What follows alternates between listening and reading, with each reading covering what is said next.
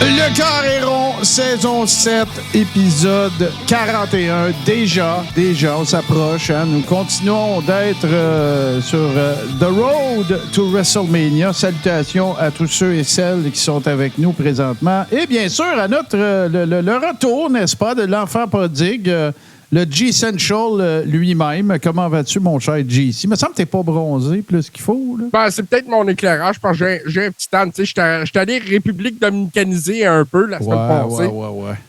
Ça s'est quand même bien passé. Bon. On ne tirera pas là-dessus pour écœurer le monde. Ceci dit, je suis très content de vous retrouver parce qu'il y a de la news de lutte, il y a de la discussion de lutte à avoir ce soir, les boys. Oui, tout à fait. Steve, qui s'est remis de son fourré de la semaine dernière, cette semaine, et qui est là, comme un seul homme. Comme un seul homme. Sérieux, en plus, les boys. Vous pouvez pas demander mieux. Je vais faire ça comme un pro ce soir, mais je tiens à dire que peu importe le sujet, parfois, là, ça fait du bien rire. On a eu du fun la semaine passée. Puis les Ribbers ont eu du fun, puis on rit à cause qu'ils nous voyaient rire. J'étais cassé, mais vraiment cassé. Puis il faut que j'arrête d'en parler, parce que je vais recasser. Évidemment, on a un gros show pour vous cette semaine parce que ça s'appelle Nouvelle Aménia parce que c'est carrément ça. Outre la chronique de Steve, on va faire le tour des actualités qui sont, gigantesques. Il s'est passé bien des affaires. Il y a des gens qui nous ont quittés. On va évidemment parler d'Elimination Chamber. On va AEW Revolution qui est ce week-end.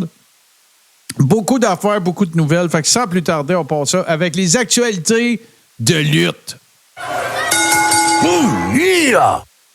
Je vais commencer, si vous voulez bien, parce que je viens de tout lire ça. On en a glissé un mot la semaine dernière, mais on peut en parler maintenant de façon pas mal plus officielle. Billy Jack Haynes, qui a été formellement arrêté et accusé de meurtre au 2e degré, d'avoir utilisé une arme à feu. Les circonstances, j'oublie le nom de la dame, là, mais évidemment, ça s'est passé à Portland, c'est de là qu'il vient. C'est son épouse. Lui est âgé de 70 ans, son épouse est âgée de 85 ans. Et ce qui s'est passé, c'est le 8 février. Il y a eu un appel qui a été logé auprès des services policiers. Ils se sont rendus sur place. Billy Jack Haynes, c'est ni plus ni moins que barricadé. Ils ont fait venir l'unité de négociation. Ça a jasé pendant 2 heures. Finalement, ils sont rentrés. Ils ont constaté le décès de la dame et ils ont arrêté, en fait, Billy Jack Haynes. Mais dans la foulée de tout ça, pourquoi on vous parle de ça le 29 puis c'est arrivé le 8? C'est parce que lui-même a dû être hospitalisé, mais pour des raisons qui n'ont rien à voir avec ce qui s'est passé chez lui, ni son arrestation. Donc, il y avait des problèmes de santé et on a attendu qu'il reçoive son congé de l'hôpital pour l'interpeller et l'accuser formellement. Les policiers, lorsqu'ils sont entrés dans la demeure, ils ont constaté que la dame était décédée. Donc, ça regarde pas bien. Puis moi, j'ai juste un petit commentaire à faire là-dessus rapidement parce que Feinstein avait fait des shows d'interview. Il en a fait 2 avec Billy Jack Haynes, dont une qui durait une affaire comme 3h20. C'est complètement capoté. Et pendant la durée de cette entrevue-là, c'était 2006, 7, 8, là, dans ces eaux-là, on voyait un Billy Jack Haynes complètement déconnecté, affirmer des affaires. Le fils de Chris Benoit, c'est le fils de Vince McMahon. C'est Vince qui l'a fait tuer. Il a parlé des nombreux décès, bien sûr, dont on a parlé nous autres aussi, de workers au cours des dernières années. Toujours avec des espèces de théories de complot à coucher dehors au sujet des causes réelles du décès de ces workers-là. Visiblement, ce que je suis en train de dire, c'est que ça n'avait pas l'air de quelqu'un qui se portait nécessairement très bien. Il avait fait une autre interview, toujours avec Rob Feinstein, RF Vidéo, au cours de laquelle, il expliquait que la raison pour laquelle il avait tenu tous ces propos-là, c'est parce qu'il était à cause de ses dépendances, puis il était sa méthadone. En tout cas, c'est toujours super compliqué. Puis plus récemment, on se souviendra, il y avait eu la fameuse vidéo qui avait été virale durant laquelle il proposait à Stone Cold Steve Austin de se battre puis qu'il donnerait une volée. Après ça, il a fait Il a fait Hannibal TV, même chose. Puis là, ben, il affirme plein de choses. Je sais que ce gars-là a déjà été impliqué dans le monde interlope, mais il affirmait plein d'affaires, qu'écoute, qu'il y avait que du monde était après lui dans les journaux, que Vince envoyait du monde pour y péter à la gueule. En tout cas, écoutez, là, fait que peut-être, bien que ce soit des circonstances tragiques, puis qu'on regrette évidemment le décès de cette dame-là, ben, il va peut-être se retrouver à la place où ce qui va le plus fitter. Moi, je dis ça de même. Je vois pas quoi. Moi, jouer ça comme un futur Dark Side of the Ring. Ouais, peut-être. Ben là, justement, tu nous emmènes là. Écoute. Ben, fallait en parler, Martin. Ben le premier épisode de la saison va être écœurant. Ben ouais, John Tenta, semaine prochaine. En fait, les premiers épisodes, bouge pas. Je pense que c'est. Ben, le premier, je le sais, là, que ça va être John Tenta. Et ensuite, ça va être suivi de Buff Bagwell. Moi, Buff Bagwell, j'ai bien hâte d'entendre ça parce que je l'ai entendu raconter son histoire au complet. Moi, c'est abracadabra. Le nombre de fois que ce gars-là aurait dû être mort, ça doit être un record Guinness, là, des scrapages de chars, puis des DUI en Georgie, puis par là. Puis le 19 mars, ça va être Terry Gordy, probablement assurément un des meilleurs big men. Terry Gordy, pour ceux qui le replaceraient peut-être pas, là, c'était le plus gros gars des Fabulous Freebirds, donc grand chum de Michael Hayes. Et donc voilà. Ça avait été lui, le fameux executioner d'Undertaker aussi, qui avait été amené à WWE pour une faveur à Michael Hayes parce qu'elle n'allait pas super bien. Puis rappelons les autres épisodes. Chris Adams, Sensational Sherry, Black Saturday, la fameuse fois où Vince a acheté les droits de TV de Ted Turner, Chris Colt, The Sandman, Harley Race et Brutus Beefcake. Fait que, encore une fois, je mets au défi qui que ce soit de me faire la démonstration qu'il ne s'agit pas de la meilleure série de documentaires sur la lutte à avoir jamais été faite. C'est juste hallucinant. Oui, tout à fait. Puis, comme je te dis, ils vont ouvrir la saison avec John Tenta. Ça va être fantastique. Tu sais, on redécouvre aussi par le fameux à quel point John Tenta, c'était quelqu'un qui était aimé et respecté dans le business. Tout à fait, tout à fait. Puis c'était un gentleman, c'était quelqu'un qui vous voyait tout le monde. J'ai bien hâte de voir cet épisode-là. Ouais. Je me rappelle de ses débuts à WWF, ce qui était assis en crowd, tu sais. Oui, tout à fait. Il y avait Tito Bravo qui faisait des push-ups dans le ring avec le Ultimate Warrior, quelque chose du genre. Oui, t'as c'était ça. T'as venu s'asseoir dessus. Oui, puis non, c'est de même que ça a commencé. Après ça, il y avait démoli Hulk Hogan, puis là, ben, la WWE en avait profité pour remplir leur carnet d'adresse avec les cartes de vœux, là. Oui, tout à fait. John Tenta aussi, à ma connaissance, là, ça doit être un des premiers Canadiens aussi à avoir eu du succès comme lutteur de sumo. Oui, parce que tout à fait, au Japon. Oui, tout à fait. Fait qu'anyway, on va... Évidemment, ils vont en dire pas mal plus qu'on ne pourra jamais en dire dans Dark Side of the Ring. Mais moi aussi, j'ai bien hâte. La pire histoire qui concerne John Tenta, vite, là, c'est qu'ils sont... en fait, je me demande si c'était pas parce que c'était son alma mater, mais je pense qu'il avait étudié à l'Université de Louisiane. Puis il avait un tatou d'un lion, là, qui est l'espèce de symbole des équipes sportives, un peu comme c'est pas, je veux le nommer, Paul White, un peu comme le Big Show, lui aussi a étudié là. Puis, il avait fait, quand ils ont donné la gamique de marde du Shark à WCW, ben, il avait fallu qu'il se fasse tatouer par-dessus un requin. Il a fallu qu'il se fasse tatouer par son alma mater. C'est incroyable. Fait qu'en écoute, c'est... Je veux juste, Martin, répondre au Crazy Chef, qui est un de nos ribbers. Si rumeurs sont vraies, Big Mountain, Gabe Kovic de Saint-Jean-sur-Richelieu incarnerait Tenta dans les capsules de Darkseid. Je ne serais pas surpris. On sait qu'il y a plusieurs Québécois qui ont été impliqués pour faire de la figuration dans Darkseid of the Ring. Puis Gabe Kovic a le physique pour incarner John Tenta. Estrada aussi, je pense. Steve, là, il y en a d'autres. Dans la dernière saison, il avait fait Taz. Ah, oui, OK. Ça fait du sens. Ça fait bien du sens. Ça devait être dans... J'imagine que c'était... Ben, Taz, c'était-tu dans les épisodes de New Jack? Non, tu sais, là, c'est dans l'épisode qu'ils ont montré la feud Taz puis Bam Bam Bigelow, là. OK, Ça dit ça oui. sur Bam Bam. Sur Bam Bam. Puis Bam Bam, c'était Max Lemire qui le faisait. Oui, c'est ça, t'as raison. Voilà, c'est ça qu'on cherchait. Ouais, ben, encore plus intéressant que Darkseid continue. Moi, je m'en réjouis. C'est vraiment le fun. On va tout de Ça suite... donne de la visibilité aux boys de chez nous. Exactement. Je sais que vous avez beaucoup d'affaires, vous autres aussi, les boys, là, mais on va régler ça en partant. Décès de Virgil. Mike Jones, a.k.a. Virgil, a.k.a. Vincent, a.k.a. Soul Train, jeune, 61 ans, des suites de ce qu'on croit être démence, et aussi il y avait eu plusieurs épisodes cardiaques, AVC, tout ça. Là, fait que on savait depuis quelque temps que sa santé se portait pas très bien. Puis là, malheureusement, on a annoncé son décès cette semaine. Il n'aura pas eu le temps d'être au Hall of Fame de son vivant. On se souviendra des campagnes qui avaient été lancées sur les médias sociaux, entre autres. Et évidemment, à tort ou à raison, parce que des histoires légendaires de Virgil, il y en a plein l'Internet. Mais évidemment, les fameux mimes où on voyait Virgil tout seul à sa table de signature dans les congrès, c'était quand même assez drôle. Mais je pense, pour avoir vu des vidéos de lui, que il roulait avec ces coups-là. Je veux dire, lui-même, il en riait. Puis, il avait déjà fait un gag aussi, je me souviens pas à propos de qui avait dit « Ouais, il est venu me parler un moment donné, puis il m'a demandé un autographe, j'aurais dû y charger 20$. » Il avait fait ça avec la fille de Hulk Hogan qui voulait prendre une photo avec lui pendant un conventum. C'est ça. Puis il avait dit 20$, puis elle s'était assassinée avec lui. Elle disait, je suis la fille d'Hogan. Elle dit, justement, ton père fait du cash, 20$. Oui, c'est ça. Disons que c'est ça, là. Il était reconnu, mettons, pour ça. Mais par contre, écoute, on se souviendra de son fameux face turn avec Roddy Piper dans son coin. Il y a quand même eu une bonne run à WWE. Après ça, dans NWO, ça a été un peu, honnêtement, ça a été un peu n'importe quoi. J'ai l'impression que, il a plus servi à s'appeler Vincent pour écœurer Vince McMahon qu'autre chose. Ah, oui.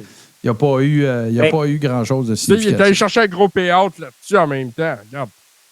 Puis moi, pire, les boys, là, je regardais cette semaine Virgil, je suis allé voir son Wikipédia, puis le kit. Mm-hmm. Hey, il mesurait 6 pieds 2, puis il pesait 240. Il avait l'air d'une chip. Il avait l'air tout petit dans le temps. Imaginez comme un gars était gros. Oui, c'est fou, Red. Tu as tout à fait raison. J'ai commencé parce que, tiens, on va faire un petit segway rapide, là. Peut-être avez-vous vu passer aussi que les biographies sur A&E des légendes ont recommencé dimanche dernier. Puis ça m'a fait en réécouter quelques-unes aussi. Puis ça m'a fait réécouter une couple de Dark Side of the Ring aussi. Puis, tu sais, le fameux Dark Side of the Ring qui parle du procès pour stéroïdes de Vince McMahon. Tu sais, on voit Warlord, on voit un paquet de gars, puis ils nous montrent du footage datant de l'époque. Ça n'a pas d'allure comment est-ce qu'ils étaient gros, ces gars-là. C'est hallucinant. Dégueulasse, Martin. C'est fou, raide. Je vais la raconter pour la 295e fois. Warlord, il demande à Shawn Michaels, tu peux-tu me donner ma shot de stéroïdes? Shawn, il essaye partout de le piquer, des fesses, des bras, dans le dos, des côtés. Il n'est pas capable de rentrer l'aiguille. Il dit, je pense que t'es plein. Ça n'a pas de bon sens. Ça n'a aucun bon sens. Souviens-toi, là, Martin, du physique de Warlord là, dans le ring. C'était fou. Quand ils ont fait les Powers of Pain avec Barbarian, ça n'avait aucun bon sens. Barbarian, il devait être même pas capable de s'essuyer quand il allait à la toilette. Warlord, là, à un moment donné, il était revenu avec une gimmick. Là, il était un peu un viking. Là. Je ne sais pas si vous vous souvenez de ça. Mm-hmm. Ah ouais, un masque d'en face, ça avait l'air du fantôme. Il y avait eu un match face au British Bulldog. Puis le Bulldog est petit à côté de Warlord. Oui, je me rappelle très bien. C'était à WrestleMania 7, ça. C'était à Mania 7 ou 11? En tout cas, peu importe. Non, à 11, c'était quand il était avec Lex Luger. Oui, t'as raison.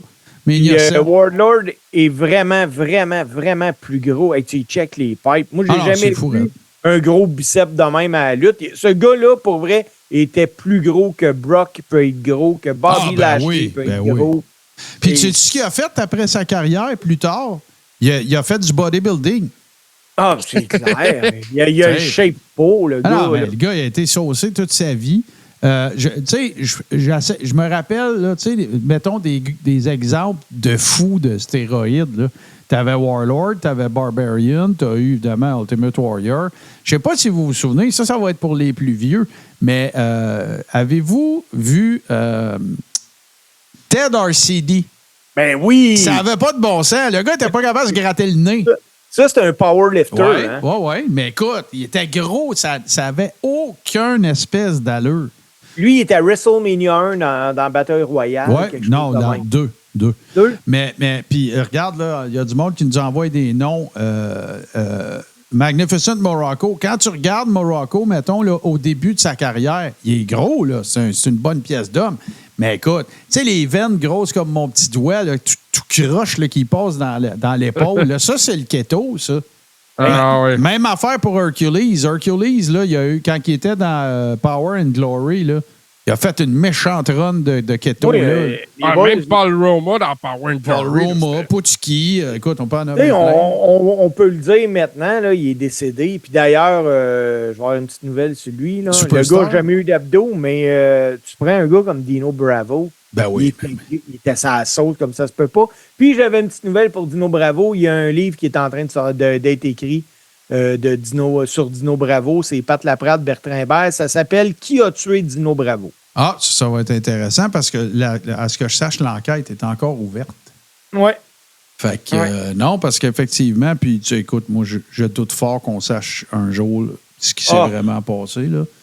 Parce que de la vie de plusieurs, tu sais, puis si vous avez regardé Darkseid, mais même à l'époque, là, les commentaires qui se faisaient, c'était un job de pro, là. Tu sais, c'est vrai que c'est du monde de l'extérieur, c'est sûr, là. C'est pas un gars qui voulait. C'était une nouvelle avec Claude Poirier qui disait la même affaire. Puis... Ouais, c'est ça. C'est ça. Hey, les gars, on va joindre deux affaires ensemble. Évidemment, on en a parlé, le décès de Ole Anderson, un des membres des Four Horsemen, pas des membres originaux, parce que il a fait partie de le Minnesota Wrecking Crew aussi avec Gene Anderson. Avant, évidemment, les Four Horsemen. Il y avait la gamique aussi, by the way, ceux qui s'en rappelleraient pas. Pas que vous étiez peut-être pas là, mais... Vous étiez plutôt peut-être pas là, mais il se faisait passer aussi pour le cousin de Ric Flair. Premier gros push que Flair a eu dans les années 70, Lee Anderson se faisait passer pour en fait, Ric Flair se faisait passer pour les cousins des Anderson parce que tu as eu Arn, tu as eu Ole, mais celui que tout le monde oublie peut-être, ou en tout cas connaissait pas l'existence, c'est Gene Anderson, qui était le patriarche, là, si tu veux. Mais il était pas parent, là. Mais il s'appelait tout Anderson. Arn Anderson, c'est pas son vrai nom. Son vrai nom, c'est Martin, en fait, Arn. Mais c'est pas Martin Anderson, j'oublie son nom de famille, mais c'est pas grave. Il y a quelqu'un en ce moment qui est en train de le taper sur Wikipédia. Fait qu'on va l'avoir dans le chat dans 30 secondes. Mais, fait que c'est ça. Fait que Ole Anderson, évidemment que, bon, plein d'histoires à son sujet. Évidemment, le torchon brûlait avec Vince et Linda McMahon, parce que d'ailleurs, ça va faire l'objet d'un des épisodes de Darkseid, mais le fameux Black Saturday, puis quand Vince a annoncé à la NWA qu'il quittait et qu'il amenait certaines personnes avec lui, Ole Anderson n'était pas content. Il était vraiment, mais vraiment, vraiment, vraiment pas content. Puis il l'avait même menacé. Il avait menacé Linda McMahon également. Donc, il n'y a pas de danger que vous voyez, à mon avis, mais là, Vince est moins là. Quoique, il reste encore pas mal d'actions, mais je serais surpris qu'on voit Ole Anderson dans le Hall of Fame de la double. Bon, tu vois, regarde, ça n'a pas été long. Hein? Martin Anthony Lunde, c'était son vrai nom à Arn Anderson. Alors voilà, c'est... tu vois, c'est Steve qui avait gagné la course. Il était déjà sur Wikipédia quand je le disais. Mais c'est ça. Mais donc voilà. Puis, ce serait fort surprenant. Une des choses qui ont fait les lettres de noblesse d'Ole Anderson, c'est que c'était lui la voix du Shockmaster. Alors, si vous nous suivez, pas juste dans le carré rond, pas juste dans le carré rond, mais sur Touski TV, vous avez déjà assurément, ou en tout cas, il y a des bonnes chances que vous ayez déjà vu quelque chose qui concerne le Shockmaster. Par contre, et là, on va s'amuser un petit peu, les gars, parce que Dans le cadre, justement, de Dark Side of the Ring, il y a eu des entrevues qui se sont faites avec Haku, qui d'autre. Et Haku n'avait jamais vu le segment du Shockmaster. Okay. Puis là, ils y ont montré. Puis, on va vivre ça ensemble. C'est un petit clip d'1 minute 30. Alors, ce qu'on s'apprête à regarder, c'est dans le cadre d'une entrevue pour Dark Side of the Ring, les producteurs ont montré le Shockmaster à Haku. Et, écoutez, voici ce que ça a donné. Do you remember the Shockmaster? Shockmaster. I want to show you the clip and get your reaction to it, okay? Okay. He is none other than the Shockmaster! All right. The Shockmaster! I told you.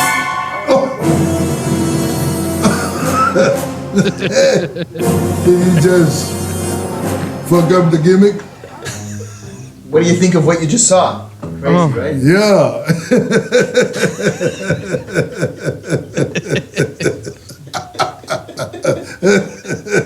Oh my goodness. It looked like he hit that thing and come down. C'est tellement drôle de voir He was looking for the gimmick on top of swimming. He's looking for the gimmick.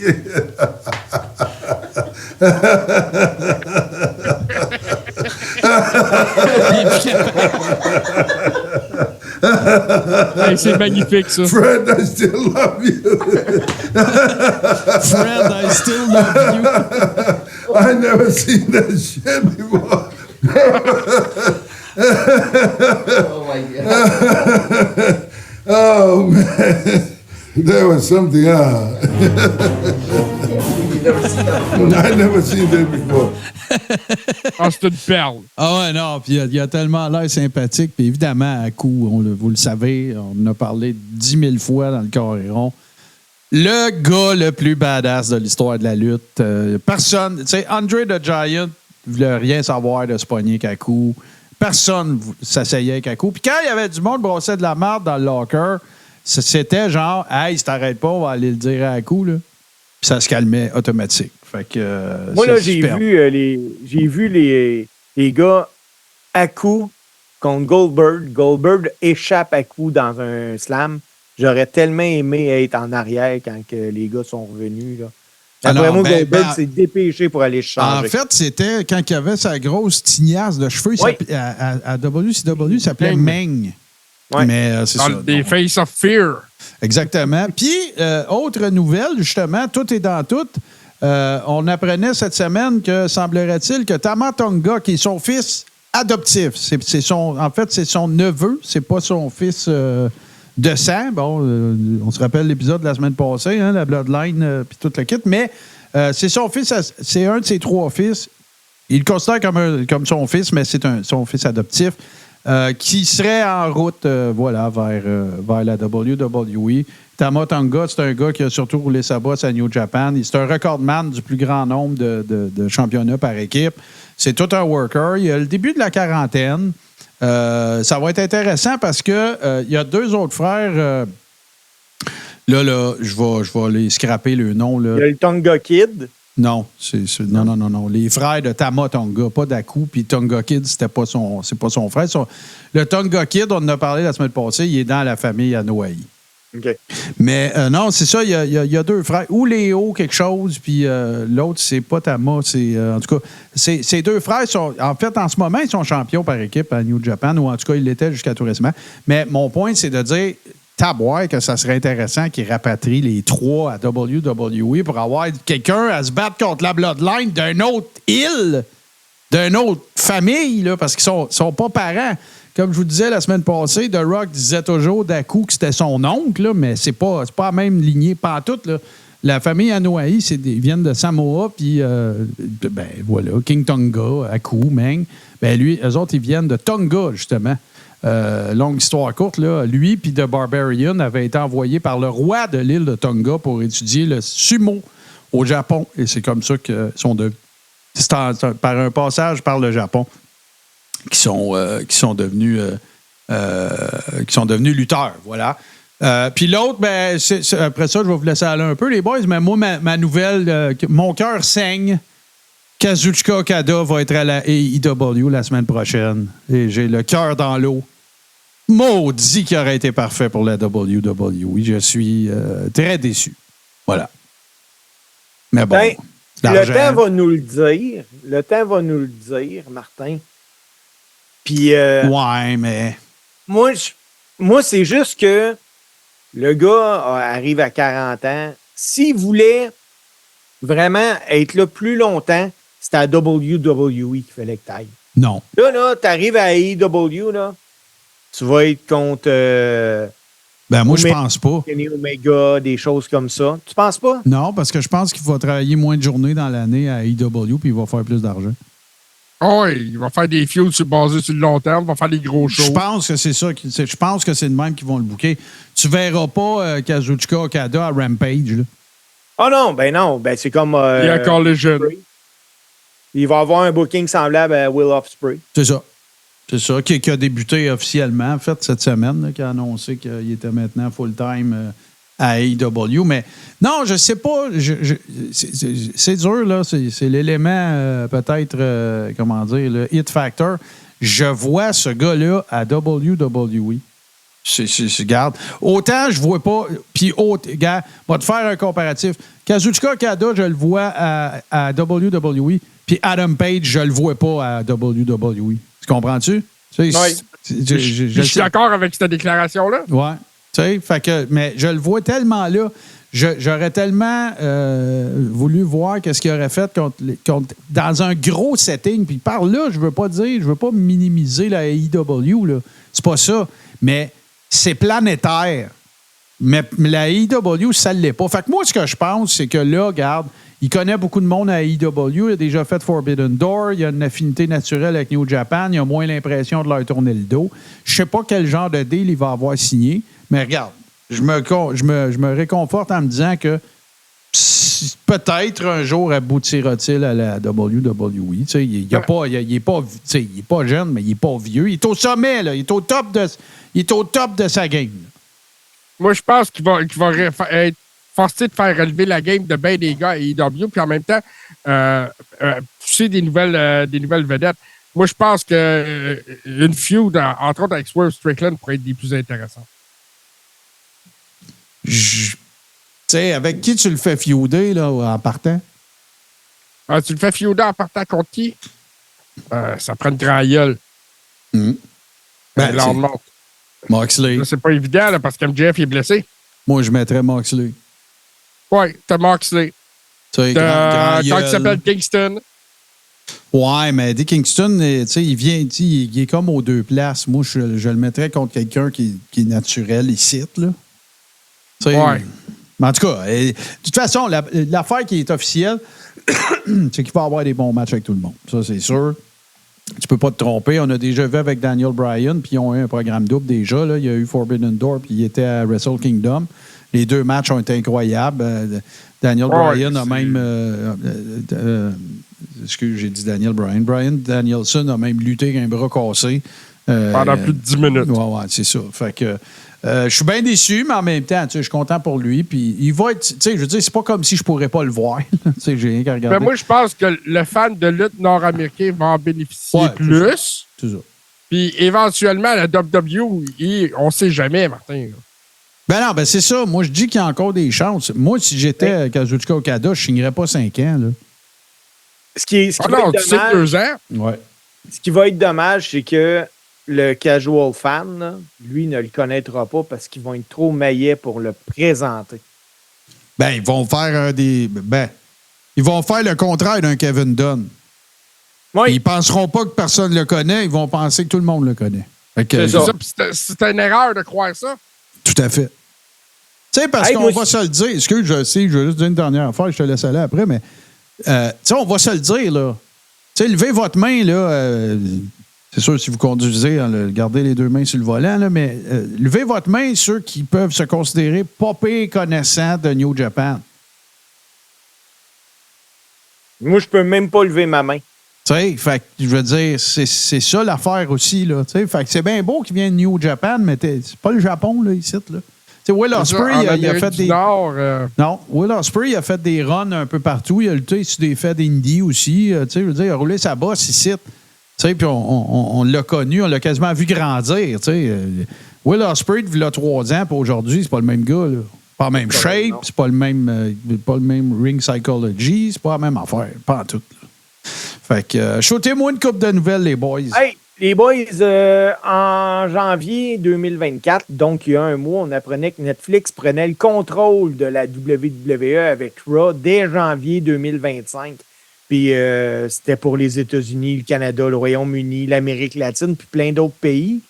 Mais là, dans le cadre de la conférence des actionnaires qui a eu lieu, il y a eu une question au sujet de ça, puis on demandait aux dirigeants de TKO, il arrive quoi avec les droits internationaux de Netflix? Puis, on a pu apprendre, je vais dire, j'ai appris. Je n'étais pas là, moi, je vous le garantis. Il y a juste toi qui le sais. Ouais. On a appris que pour la France puis la Belgique, dès que l'entente avec Media One thématique va arriver à sa fin, que Netflix, tout va merger du côté de Netflix, même en France. Mais, où est-ce que ça a été vraiment le fun, parce qu'on ne fait pas d'omelette sans casser des œufs, la WWF a aussi parlé pendant la réunion des actionnaires la possibilité d'avoir un nouveau show qui ne serait pas diffusé sur Netflix. Ben, moi, je pense que c'est ça qui va arriver. Ils voudront pas scraper à la télé, genre. Là. C'est ça. Ça va être est-ce que tu parles du show qui va être sur Twitter? Non, ben j'espère que non. De 2 minutes. Parce que il n'y a rien qui a été annoncé, mais pendant la réunion, les dirigeants de TKO se sont avancés sur le fait que si la WWE lance un nouveau show télévisé, que ça ne sera pas sur Netflix, mais que, vu qu'il y a une entente, ils vont donner le premier droit de refus à Netflix. Ouais, c'est ça l'affaire la plus... c'est ça qui est le plus élégant, je te dirais, probablement à faire. Mais justement, tu parles de réunion d'actionnaires. Tout ça, moi, il y a quelque chose que je veux discuter parce que j'en avais déjà parlé dans une édition passée. Je ne sais pas si vous vous souvenez, j'avais parlé du fait qu'il y avait un litige entre Major League Wrestling et la WWE. Ouais, je l'ai vu passer ailleurs, mais je sais que Lutte Québec en a parlé aussi là, hier. Mais en fait... c'est que ce que j'avais pas vu passer, c'est qu'il y avait eu un settlement, il y avait eu un règlement hors cours qui s'était fait entre les deux parties. Mais là, la nouvelle est sortie sur le dit règlement. Je vous explique un peu l'histoire. C'est relativement simple. C'est que Major League était en négociation avec Vice TV pour faire des choses ensemble. Fait que c'était pas... On ne connaissait pas nécessairement à cette époque-là les détails. Est-ce que c'était un show de lutte à TV? Est-ce que c'était une collaboration? Peu importe. Mais... la WWE voulait aussi travailler avec Vice TV, puis avait entrepris des discussions avec eux autres. Puis ils ont carrément dit à Vice TV, ouais, mais là, tu veux qu'on continue de jaser, il va falloir t'arrêter de parler avec Major League.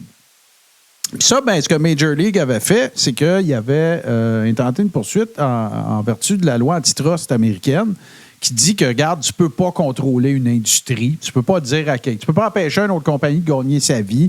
Ça devrait être au plus fort la poche, puis toute la kit. Puis le pire dans tout ça, le plus épais, c'est que si ça avait été au plus fort la poche, c'est sûr qu'il serait allé éclayer pareil, parce que c'est plus gros, ça a plus de moyens, puis tout le kit. Mais là, fait que là, j'entends papisser, c'est Kurt Bauer qui a ça, Major League Wrestling. Kurt Bauer, c'est un genre de... Ben, regarde, figurez-vous, mettons, un Dave Meltzer, mais beaucoup, beaucoup plus petit, puis depuis bien moins longtemps, là. Il y avait, je me souviens plus si c'était Pro Wrestling Torch ou un autre Dirt Sheet. Puis il a décidé de partir une fédération de lutte. Fait que ça a commencé tout petit, ça, Major League. Même MJF a fait une run là pendant un bon bout et tout ça. Puis là, ben, fait que quand j'ai vu que ça avait été réglé hors cours, bah, ça a été entendu, on va t'envoyer des tickets de l'AI, tu sais, ou whatever. Ben non, c'est 20 millions de dollars qui a été le règlement hors cours pour que Major League Wrestling abandonne sa poursuite puis tout le kit. Puis moi, je pense... Non, je pense pas. Je serais pas surpris que tout ça se soit réglé pour 20 millions Parce que si tu te fies aux dates que j'ai vues passer, ben il y a l'histoire de TKO, puis il y a l'histoire de, tu sais, toutes les histoires, tout ce qui se passait à I en même temps. Regarde, là, on va lui donner du cash, ils vont se la farmer, on va avoir la paix, puis on pourra chacun continuer nos vies. Mais c'est parce que Major League Wrestling, là, c'est une très petite fédération. Là. Imaginez-vous ce que ça représente s'ils décident de s'en servir pour ça. 20 millions de dollars. Là. Hey, tu peux en bouquer en Simonac, là, des spots shows là, avec des gars, des Matt Riddle, puis des mal-aimés, puis des Nick Nemeth, puis... fait que, en tout cas, c'est pas... c'est comme tout passant en dessous du radar, mais c'est pas une petite nouvelle. Imaginez si ça avait été TNA. TNA se met la main sur 20 millions demain matin. On est ailleurs, là. Oui. On s'entend dessus, là? Fait qu'en tout cas, je trouvais que c'était une nouvelle quand même intéressante. Puis, il est sorti d'autres affaires aussi. Ben, JC, toi, t'avais-tu une couple de nouvelles, là, tu voulais Ben, j'ai une couple d'affaires. C'est l'histoire de podcast un peu. Ben ouais, il y a Eric Bischoff, Hall of Famer, sur son podcast 83 Weeks. Excellent podcast, d'ailleurs. Oui. Je le recommande vraiment, vraiment à tout le monde qui veut l'écouter. Là, c'est vraiment intéressant ce qu'il raconte. Il parlait de Austin Theory cette semaine. Mentionnait qu'Austin Theory va nulle part et je suis tellement d'accord avec ça. Il dit si vous voulez laisser la meilleure affaire, c'est de le retirer de la TV puis de le repackager. Je suis extrêmement d'accord avec ça. Tout à fait. Moi aussi, je pense qu'on va nulle part. C'est un bon point. Ça tourne en rond. Mais ça, là, tu sais, moi, je suis pas d'accord, par exemple, avec leur packaging, là. Qu'est-ce que tu veux y changer? Il était parfait. Non, mais repackage... Moi, je pense que tu peux retravailler l'attitude, retravailler... C'est le personnage, là. On parle pas là, de changer ses shorts, là. On parle de, tu sais, son personnage. Regarde, meilleur exemple que tu pourras jamais avoir de repackager sans repackager. OK? Becky Lynch. Becky Lynch, là, bonne worker, pas payé sur le mic, mais ça allait nulle part là, avant qu'elle se fasse casser la face. C'était pas la méga star que Nia Jax en a fait. Ça allait nulle part avant. Là, je suis pas en train de dire casser la face, là. Mais tu sais, tu comprends? Là, écoute, Austin, on va en parler tantôt d'Elimination Chamber. Austin Theory, là, sa gamique à Star, ça se résume à sortir les catchphrases du rock. C'est d'un ridicule. Moi, C'est d'un ridicule, excuse-moi, Steve. Mais c'est ça, le gars a besoin... La gimmick a besoin d'un purpose. Ils ont besoin d'une raison d'être. Peut-être pas d'un catchphrase, mais de donner un but, un objectif. Puis là, il n'y en a pas. Alors, moi, je voyais Austin Theory quand il était champion US. Là. Mm-hmm. Vraiment, vraiment. Là, puis je voyais ça se dessiner. J'étais persuadé que la WWE avait trouvé son nouveau John Cena. On va virer ce gars-là face à un moment donné. Ben, moi aussi, je pense que c'est ça qu'il faut. Il paraît bien, il a le body, il y a tout. Il y a tout. Dans le ring, il y a tout. On l'haït parce qu'il est trop beau, puis les filles trippent dessus parce qu'il est trop beau. Bon, ouais, c'est ça. C'était quoi déjà? C'était Sable qui disait les hommes veulent être avec moi, puis les femmes veulent être comme moi. Fait que inverse. Tu sais. Fait que c'est ça. Les gars veulent être comme lui, puis les filles veulent être avec. Mais non, moi, je le crois mettrais encore qu'il y a face. un brillant futur pour le gars. Là. Ouais, mais il va falloir qu'il tourne le coin là, un moment donné, parce que regarde, là, il n'a pas eu son gros match, puis sa gamique ne marche pas. T'sais, au moins, s'il y avait un gros match, regarde, je vais te donner un autre exemple. Clark Gable. À Mania, pareil. Mais arrête. Clark Gable. Chad Gable. Écoute, il n'est pas dans les plans de Mania pour l'instant. Bon. Chad Gable, il n'y avait pas de gamique. Mais au moins, on pouvait tout le temps dire mais quel match! Là, lui, là, il n'y a rien. Il n'y a rien. Hey, puis ça, c'est sans compter qu'il a failli s'auto-commotionner avec chose. Voyons. Ils se sont cognés à la tête, là. Ça fait quoi, un mois et demi de ça, peut-être? Alors, c'est pas, je veux le nommer. Vous vous souvenez pas de ça? Non. Ils ont botché un spot, là, lui, puis... Grayson... non, c'est pas Grayson Waller. Mais non, il y a quelqu'un qui va nous le dire dans le chat. Mais en tout cas, ils se sont bumpés à la tête, là, puis les... Mike Tyler Bates, ça? Non, ça me revient pas, là. Non, c'est pas Baron Corbin non plus. Mais en tout cas, il a botché un... C'est grave, ta tête avec on n'a Corbin, rien, on a rien pour s'y raccrocher. C'est juste le fatigant qui fait des jokes plates tout le temps. Puis c'est rendu que Grayson Waller il est plus over que lui. Ça n'a pas de bon sens. Là. C'est ça, il est rendu le faire valoir de Grayson Waller. C'est ça. Je t'avoue que je trouve ça dérangeant. Moi aussi, ça me gosse vraiment beaucoup. Puis, écoute, je sais pas. Là, j'ai une question pour vous autres. Ben, continue, JC. Tu disais que tu avais 2-3 affaires. Vas-y, mon chum. J'ai une autre affaire de podcast. On va parler d'un autre Ben podcast qui s'appelle Click This. Ben oui, Kevin Nash. Ben oui. Écoute, Moi, je l'écoute presque tout le temps. Qui, lui, il trouve que l'entrée de Cody manque de... Tu sais, que ça manque de... On dirait il trouve que Cody pas assez agressif quand il va au ring. Je dirais que c'est un politicien qui arrive pour serrer des mains avec son habit. Tu sais, on dirait quelqu'un qui vient faire un speech politique, moi, je trouve, des fois. Là. On dirait Apollo dans Rocky. Ouais, ou encore. Ouais, c'est pas bête. D'ailleurs, c'est un état. Il a pas l'air d'un gars qui se dirige vers le ring pour combattre. Pour se battre, ouais. C'est ça. Puis, ça il faut... You have to scare the shit out of it. Hein? Ouais, ben, ça me fait penser un peu à. Puis là, je compare pas, là, restons calmes. Mais tu sais, ça me fait penser à Ronda Rousey. Quand elle était heel, elle faisait des high-fives, puis quand elle était face, ça avait l'air en maudit. Tu sais, c'est-tu pas catch à business, ça? Mais en même temps que Cody est tellement over, il tousse dans le micro, puis il pop. Ah, il est super over. Mais là, moi, j'ai une question pour vous autres, les gars. On va commencer avec toi, Steve. Là. Comment est-ce que tu trouves que ça va, là, le build-up là, de Rock, puis tu le quittes? Tu sais, c'était à 22/10 après Vegas, là, mais là... Ben moi, j'ai dit la semaine passée, je pense, ou l'autre d'avant, comment perdre mon intérêt pour WrestleMania. C'est pile ce qui est arrivé. J'ai même pas hâte de voir ce match-là. Moi, je trouve que la WWE l'a échappé en changeant son match principal. Puis après ça, Martin, pour vrai, j'ai tellement décroché de ça. Non, j'embarque plus. Tu sais, comment tu veux vraiment là, me donner envie d'écouter ouais, mais Steve... Attends un peu, laisse-moi finir. Oh, ouais, correct. Quand que lundi qui vient de passer, là, le main event, c'était Cody Rhodes contre Grayson. Comment il s'appelle? Grayson Waller. Ouais. Tu sais, à un moment donné, tu sais, une semaine, il se bat avec lui, puis l'autre, tu me dis à moi que dans 1 mois et demi, ce gars-là, il s'en va contre Roman à Mania en main event. Ouais, mais Steve, là, c'est ça que je voulais te dire tantôt. La raison pour laquelle ils ont switché le match, là, c'est pas pour le 5% comme toi qui n'aime pas Cody Rhodes. C'est pour le 95% qui l'aime. Oui, je le sais. Je suis fatigué avec ça, mais Mania, c'est une business. Le monde aime Cody Rhodes. Faut-tu le mettre dans le main event? Puis, si tu respectes la logique puis le ring psychology de la lutte, le gars, avec tout ce qu'il a fait dans la dernière année et demie, il y a d'affaires là. 2 Rumble, s'arrache le pec, gagne contre Seth Rollins, gros retour à Mania l'année de garde. C'est lui qui va là. C'est pas Seth Rollins. Seth Rollins, il a sa belle.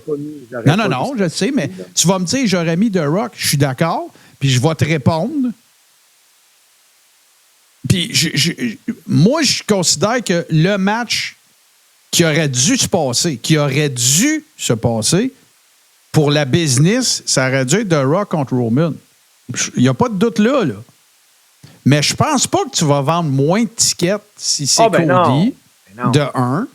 Puis de 2, qu'est-ce que ça change si The Rock contre Roman ou The Rock contre Cody ou The Rock contre whoever the fuck c'est pas à Mania? Ça change rien. En effet. Moi, je suis juste content que là, on va faire The Rock contre Roman, Cody contre Roman, puis j'espère sincèrement que Cody va prendre le match.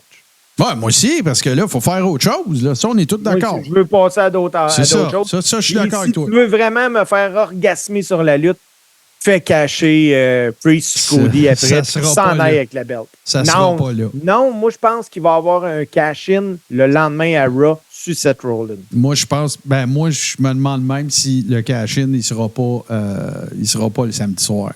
Il y a des rumeurs qui disent qu'il y aurait un cash-in avant Mania, fait que checkez-vous. Bah, aussi, possible. Parce moi, j'en ai d'autres nouvelles. Les boys, je vais avoir d'autres questions pour vous autres après. Premièrement, j'ai 2 nouvelles. La première, puis c'est pas vrai, n'est plus que 2, j'ai vraiment ri après-midi sur une vidéo d'R-Truth. Okay. Avez-vous écouté NXT? Non, mais attends. Steve, faut que je t'aille, Jack. Avez-vous vu la connerie qu'ils ont faite avec R-Truth à Elimination Chamber? Ben oui, il l'a envoyé en Autriche. Il a fait C'était une vidéo. magique. Il était pas en Australie. Il était pas in Australia. Il était in Austria. Mais Steve, tu parles du vidéo, il parle à Johnny Gargano. Oui, c'est ça, Martin. Ah, je l'ai vu, c'est tellement bon. Je l'ai pas vu. Je l'ai pas vu. Il parle à Johnny Gargano, il arrive, et puis il voit Gargano, puis il dit, écoute, il dit, toi, là, il dit, t'es vraiment bon, il dit, t'as le potentiel pour être le prochain Shawn Michaels, tu vas être le futur Heartbreak Kid. La caméra, elle change. Pas Gargano, c'est Shawn Michaels. Asti qui est épais. Sérieux, là, c'est probablement actuellement dans les 3 affaires les plus le fun de la lutte. WWE. De la lutte. Ouais. Ah oui. Oui, De la vraiment, lutte. vraiment. Ah non, il est fantastique. Puis, tu sais, il a mon âge, ce gars-là. Il a 51, 2, là. Oui. C'est quand Oui. même pas. Il est tellement rafraîchissant à suivre là, sur TikTok, il fait des lives régulièrement. Allez le suivre, il est complètement fou, ce gars-là. Ah non, il est Puis, pété frette, là, c'est clair. Un autre vidéo que j'ai vu aujourd'hui, puis c'est Rhea Ripley qui s'établit, selon moi, là, de plus en plus comme une leader à WWE. Parce qu'en plus d'offrir des performances incroyables, là, Rhea a défendu Maxime Dupuis Ouais. sur Twitter. Je sais pas si tu as vu ça, Martin. Ouais, puis, j'ai vu ça. Ouais, je l'ai vu aussi passer. la vidéo a été partagée là, plusieurs Les gens fois. ont été durs avec Maxime. Ouais. Oui, elle retourne en backstage, là, puis les gens l'ont eu. Puis c'est Rhea qui l'a défendu en disant aux gens que, hey, Revenez-en. revenez-en, avez-vous déjà été hué ou ridiculisé en public? Puis, tu sais, il faut t'apprendre à t'améliorer dans la vie, puis c'est ça qu'elle est en train de faire. Moi, j'ai fait comme, hey, un gros chapeau à Rhea là-dessus. Ouais, tout à fait. Tout à fait. Puis, Ouais. tu sais qu'est-ce qui est le fun aussi? C'est qu'il y a même Britt Baker qui a emboîté le pas. Il y a des Ouais. workers de d'autres fédérations qui ont dit là, les fans, ça va faire. Parce qu'on s'entend-tu que, tu sais, je veux dire, des fans de lutte, c'est techniquement, je comprends qu'il y en a qui aiment mieux la I que d'autres, puis blablabla, mais c'est toute une industrie, là, tu sais. Fait que de voir une Britt Baker emboîter le pas, moi, j'ai trouvé ça bien blood. C'est vraiment cool. Oui, c'était vraiment cool. Autre nouvelle, les boys, un nouveau pay-per-view pourrait avoir lieu du côté de la All Elite Wrestling. C'est trop. C'est Fightful qui a révélé que la AEW vient de déposer la marque Dynasty, que le nom pourrait être lié à un pay-per-view de la AEW. Puis les bruits là, en couloir au sein de la AEW, on parle d'un événement pour avril. Moi, je pense que si tu te présentes un pay-per-view là, à 1 ou 2 semaines après WrestleMania, tu vas te faire comparer à WrestleMania. Ben. Puis c'est pas une bonne idée pour la AEW. Tu sais, ça serait le fun. Tu sais, là, on s'entend-tu, là? On jase, là. Ça fait 40 ans que ça existe, Mania, là. OK? Le concept, là, du gros week-end, 2 jours, puis tout, puis la grosse affaire, puis les retombées économiques dans la ville, puis ça se bat pour les avoir, puis tout, là. Allez, les autres feds, là, je comprends, là, tu veux compétitionner, puis tout, c'est cool. Va pas là, OK? Laisse Mania où ce que c'est. Laisse les feds indie qui tiennent des événements autour de ça en périphérie faire leur année parce que tout le monde gravite. Tout le monde s'en va à Philly, là. Ben là, ils vont aller voir. MLW, ont-tu quelque chose? Janela, y a-tu quelque chose? Tu sais, Game C'est Changer, ça, y a-tu quelque chose? C'est une semaine de lutte. C'est ça. Laisse ça vivre comme c'est, puis toi, deviens ton Mania à un autre moment. Regarde, c'est pour ça que j'ai bien aimé All In, moi. Tu sais, à Londres, là, regarde, ça va être ton marquee event. Ça va être ta grosse affaire. Puis faites-en pas. La WWE ira pas, je pense pas qu'il y ait, tu sais, parce qu'ils n'ont pas intérêt à le faire. Tu sais, je veux dire, tu dilues le produit, à moins que là, écoute, ça soit la guerre ouverte, là, puis tout, mais tu sais, je pense pas que ça soit rendu là nécessairement. Mais tu sais, laisse l'écosystème autour de Mania tranquille. Moi, je pense que ça serait une bonne idée. Puis c'est pas une affaire de... Je suis quelqu'un de hyper compétitif, là. Ça n'a pas de rapport.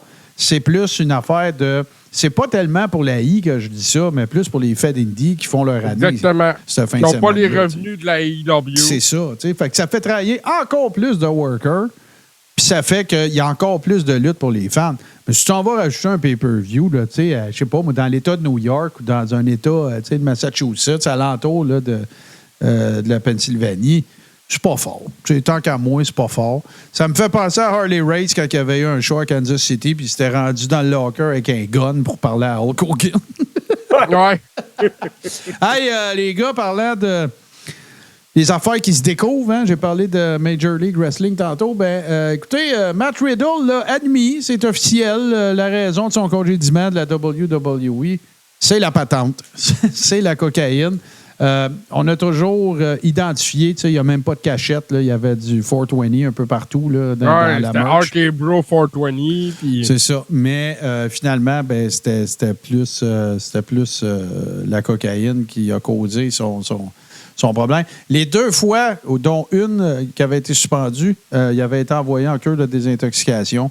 C'est une rechute dans un party, ça a l'air. Il avait passé plein de tests parce que la I fait passer des tests impromptus, justement, pour les substances non permises. Puis c'est ça qui est arrivé. Puis là, ils ont dit, c'est ta 3e strike, prends tes affaires, puis va faire moi, je pense qu'un jour, il va revenir.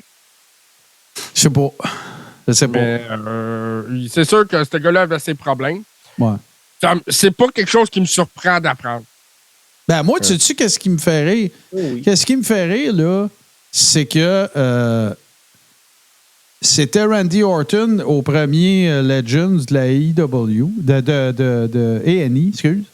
Puis, il y a quand même un assez gros segment dans lequel il parle tellement positivement de Matt Riddle qu'il a fait se réconcilier avec... Tu sais, fait que c'est weird, là, pareil, parce que, tu sais, t'entends cette nouvelle-là, puis paf, tu sais, 3 jours après que, tu sais, t'as regardé Legends sur A&E, tu sais, c'est comme weird. Puis là, évidemment, quand ils ont enregistré ça, puis ils ont fait la production, tu sais, ils ne pouvaient pas savoir qu'est-ce qui était pour se passer après, là. Mais ça a été, by the way, là, petit aparté, les amis, ça a été un de mes préférés, moi, celui de Randy. Je suis un fan fini de Randy Orton, là, mais ça a été un de mes Legends préférés de A&E. Il y en a eu plusieurs. Iron Sheik qui était écœurant, mais celui de Randy Orton, c'est un de mes préférés. C'était vraiment bon. Si vous ne l'avez pas vu, allez voir ça, c'est vraiment cool. Mais Martin, j'enchaînerai sur Matt Riddle parce qu'il y a d'autres informations que j'ai obtenues concernant Matt Riddle. Vas-y fort. Il y a une conversation avec The MMA Hour, puis il parlait de la gestion de la WWE par Vince McMahon versus celle par Triple H. Il dit, depuis que Triple H est là, c'est beaucoup plus contrôlé, c'est mieux organisé. Mm-hmm. Tu sais où tu t'en vas, tu as un horaire, tu sais. Mais il dit avec Vince, il dit, la gimmick que t'as de même le dimanche, ça se pouvait que ça change le lundi, là, tu ne savais pas. Tu sais, combien de fois qu'on a parlé de Vince, surtout après son retour, tu sais, qui faisait des changements dans le script, tu sais, 1 heure avant le show, mettons, à Raw ou à SmackDown, tu sais. Imagine, toi, t'es un worker, Steve va vous le dire. Tu sais, Steve, il s'en va, mettons, dans une ville, à quelque part, pour faire un combat. Il a déjà tout arrangé l'affaire avec l'autre worker. Ils se sont parlé, on va finaliser ça dans le locker, patati patata. T'arrives là-bas, tu te fais dire par le promoteur, mais non, c'est pas ça que j'ai besoin. Il va falloir que ce soit lui qui soit over, faire réorganiser tout ça. C'est plate, là.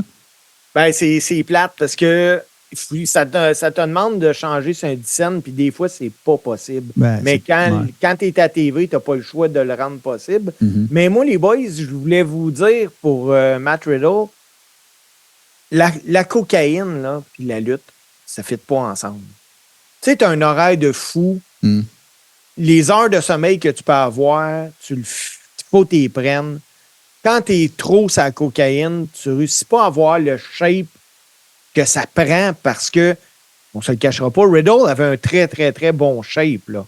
Oh, oui, tout à fait. Et puis, il y avait un bon ring rate aussi. Il était bon dans le ring. Là. Si tu enlèves la substance de la cocaïne de son corps, il aurait juste été encore plus gros, plus fun à voir aller. T'sais. Moi, je trouve ça vraiment triste quand je vois un gars comme Riddle se scraper pour de la cocaïne.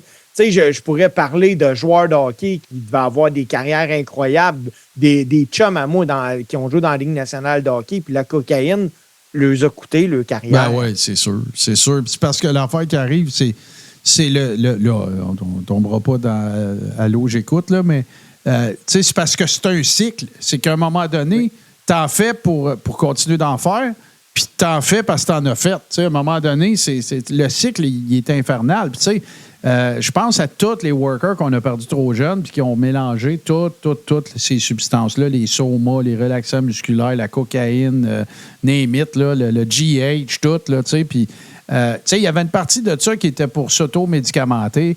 Il y avait une partie de ça, c'était pour se donner un kick pour être capable de repartir. Il y avait une partie de ça, c'était pour être capable de dormir. Mais c'est parce que là, à un moment donné, là, tu vis juste pour faire ça. Là. Oh oui, c'est Tu sais, ça. tu veux dire, c'est plus à propos de ce que tu fais quand t'en fais pas, c'est comment je vais continuer d'en faire, de faire ce que j'ai à faire en faisant, tu sais, et vice-versa. C'est un cycle infernal.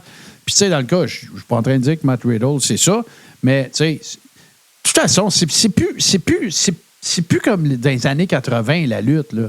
Tu sais, ils prennent des avions. Tu sais, c'est pas comme les gars, là, quand, tu sais, Raymond Rougeau, quand il est venu nous parler, tu sais, il nous racontait ça, là. Tu sais, tu faisais ton combat à Jonquière, tu rembarquais dans le char, tu redescendais à Montréal, tu faisais descendre pas le sauver, tu remballais tes brimbales, tu pognais le char, t'en allais à Rouen, tu sais. C'est plus de même à cette heure, là. Tu sais, je veux pas dire qu'ils travaillent pas autant, là, c'est pas ça. Il y a des entrevues à faire, il faut qu'ils se fassent filmer, il faut qu'ils fassent des reels, des stories, OK. Mais c'est pas la même patente, tu sais. Les 3 gars dans le char avec la caisse de 12 en arrière, puis là, ben, il faut qu'on soit à Sherbrooke à soir parce que le call... on s'est fait caller là pour 8 heures, puis on est le 5e. Tu sais, c'est plus comme ça à cette heure. C'est un gros. C'est comme un show rock, là, tu sais, la WWE. Tu sais, c'est 7-8 rocks à la route, puis. Tu sais, fait, en tout cas, je trouve que je suis d'accord avec vous autres que c'est vraiment plate. C'est plate que pour Riddle, parce que moi, je l'aimais bien. Puis, tu sais, quand on parle, Steve, tu vas comprendre, puis la plupart du monde aussi, je pense. Le comeback, tu sais, le fait de faire un comeback à la lutte, c'est un art, puis c'est un talent. Oui. OK? Tu sais, comme Ricky Steamboat, son comeback, il était écœurant. Tu sais, il mangeait une volée pendant 15 minutes, mais son comeback, il était en feu, puis tout. Matt Riddle avait un comeback écœurant. C'est lui que, moi, je pense qu'AI, c'était un des meilleurs comebacks qu'il y avait. Tu sais, quand il partait, là, il pétait la gueule à tout le monde, puis il gagnait le combat. Oui, on le sait à Stars parce que Randy Orton n'était pas capable de marcher. C'est correct. Mais il l'avait pareil, ça. Là. Il était sur un rythme incroyable, Martin, c'était un des meilleurs comebacks qu'il y avait dans le d'essayer d'aller chercher la sympathie du monde comme ça, là, c'est un art, ça, dans un ring de lutte. Tout à fait.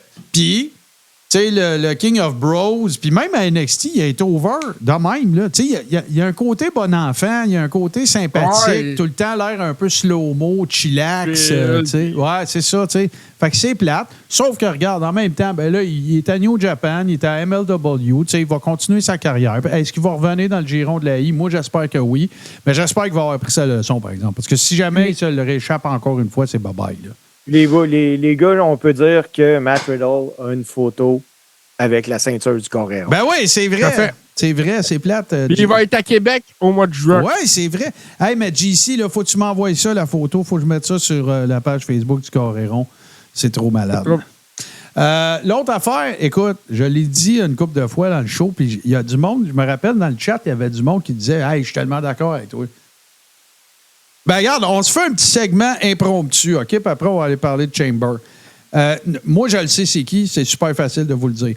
Vous pouvez passer quelques minutes, mais c'est qui, Steve, c'est qui le lutteur, le worker? C'est pas grave dans quelle fédération, c'est pas grave que t'haïs le plus. Pas parce qu'il est heel puis qu'il est bon, là. Non. Que sa face, ça te revient pas. C'est-tu Cody, toi?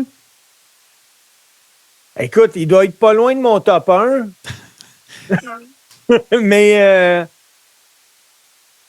que ça. Écoute, moi, c'est juste que j'ai jamais compris le hype autour de lui, puis ça va peut-être t'expliquer pourquoi que j'aime pas Cody Rhodes. Non, j'en ai 2. J'ai Drew McIntyre, j'ai Chris Jericho. Chris Jericho, tu l'aimes pas? Ouais. Je l'aime pas. OK, t'as le droit, c'est correct. Ben non, c'est que moi, il présentait quasiment comme le futur Shawn Michaels quand il est arrivé à WWE. Puis moi, ça, il y en a juste un Shawn. Ah, ben ouais, mais là, franchement. Fait que j'ai jamais aimé Jericho. Ben ouais, mais mais je suis capable de reconnaître son talent. Ben ouais, tandis que Drew, je suis pas capable. Steve, c'est pas Chris Jericho qui disait de lui-même qu'il serait le prochain. Non, tu peux pas y reprocher. Mais si j'en ai juste un, Martin, Drew McIntyre. Bon, Drew McIntyre, il te revient pas, il n'y a rien à faire. Chris Jericho, à un moment donné, je t'expliquerai pourquoi je trouve que tu es dans le champ. JC, c'est qui celui que tu es le moins capable? Le moins, là, Eddie Kingston.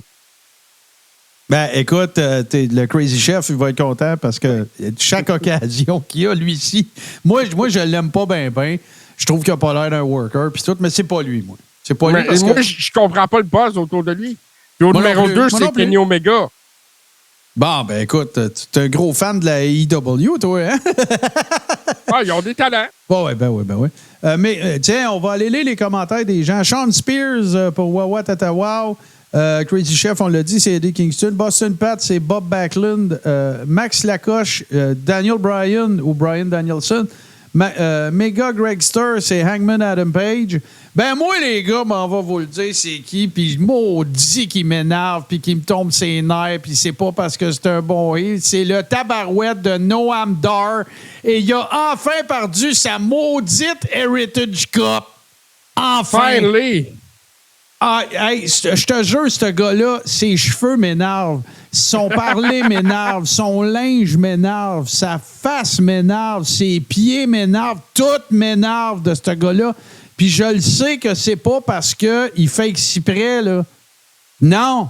Il serait face, puis je l'haïrais pareil. Je suis pas capable de le voir en photo, ce gars-là.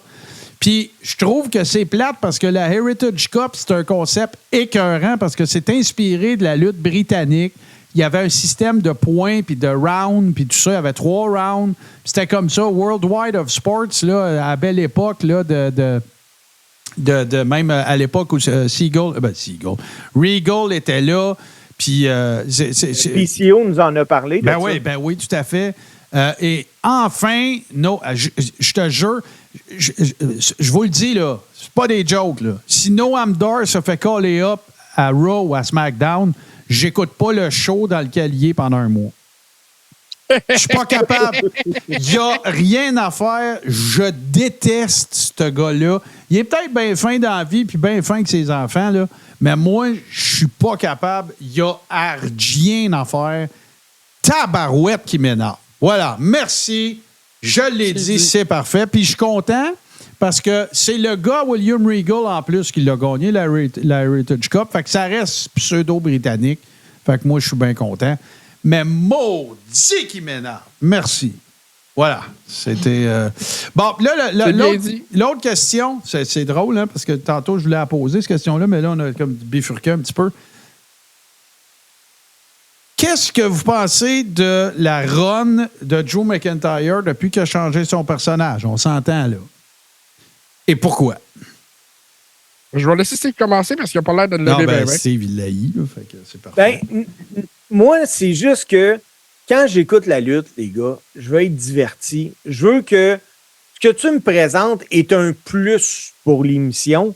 Puis McIntyre, je suis pas capable. Ben, mais ça même te fait pas ça. Ça te fait pas ça. Mais tu peux pas dire qu'il réussit pas. Non, je peux pas dire qu'il réussit pas. Puis, compte de malheur, quand j'avais été à WrestleMania en 2017, le samedi, j'étais allé voir un show indie. Il luttait contre Ricochet. Un méchant bon match. Je suis capable de dire que le gars a fait des méchantes bonnes performances. Puis j'haïssais tellement ça parce que ce soir-là, j'écoute le Hall of Fame. Puis il était là, McIntyre. Il venait de signer à WWE. Ah ouais. Mais, il l'avait ramené à NXT, en fait. C'était du Takeover ou whatever. Le show de Mania. Oui. Puis tout ça pour dire, moi, c'est juste que, tu sais, je crois que le personnage qu'il donne puis la place qu'il prend, n'importe qui, comme présentement, pour avoir cette place-là. Ce gars-là, quand il a gagné la ceinture puis qu'il est devant une salle vide, là, pour moi, ça a été le début de son déclin. Peut-être que s'il avait remporté c'est ça, mais peut-être que s'il avait remporté la ceinture alors qu'il y aurait eu des pétards partout puis une foule de bouts, tout, ça aurait été hot parce que quand il y avait éliminé Brock au Rumble, j'étais content. Mais maintenant, non, pas bad. Vas-y, JC. Écoute, moi, je trouvais à un certain moment donné que Drew servait à rien. Là, je trouve qu'il est arrivé avec une nouvelle brutalité dans le ring. Je trouve qu'il est un peu plus rough, un peu plus sadique. Ce que je m'attends d'un gars de sa shape, justement.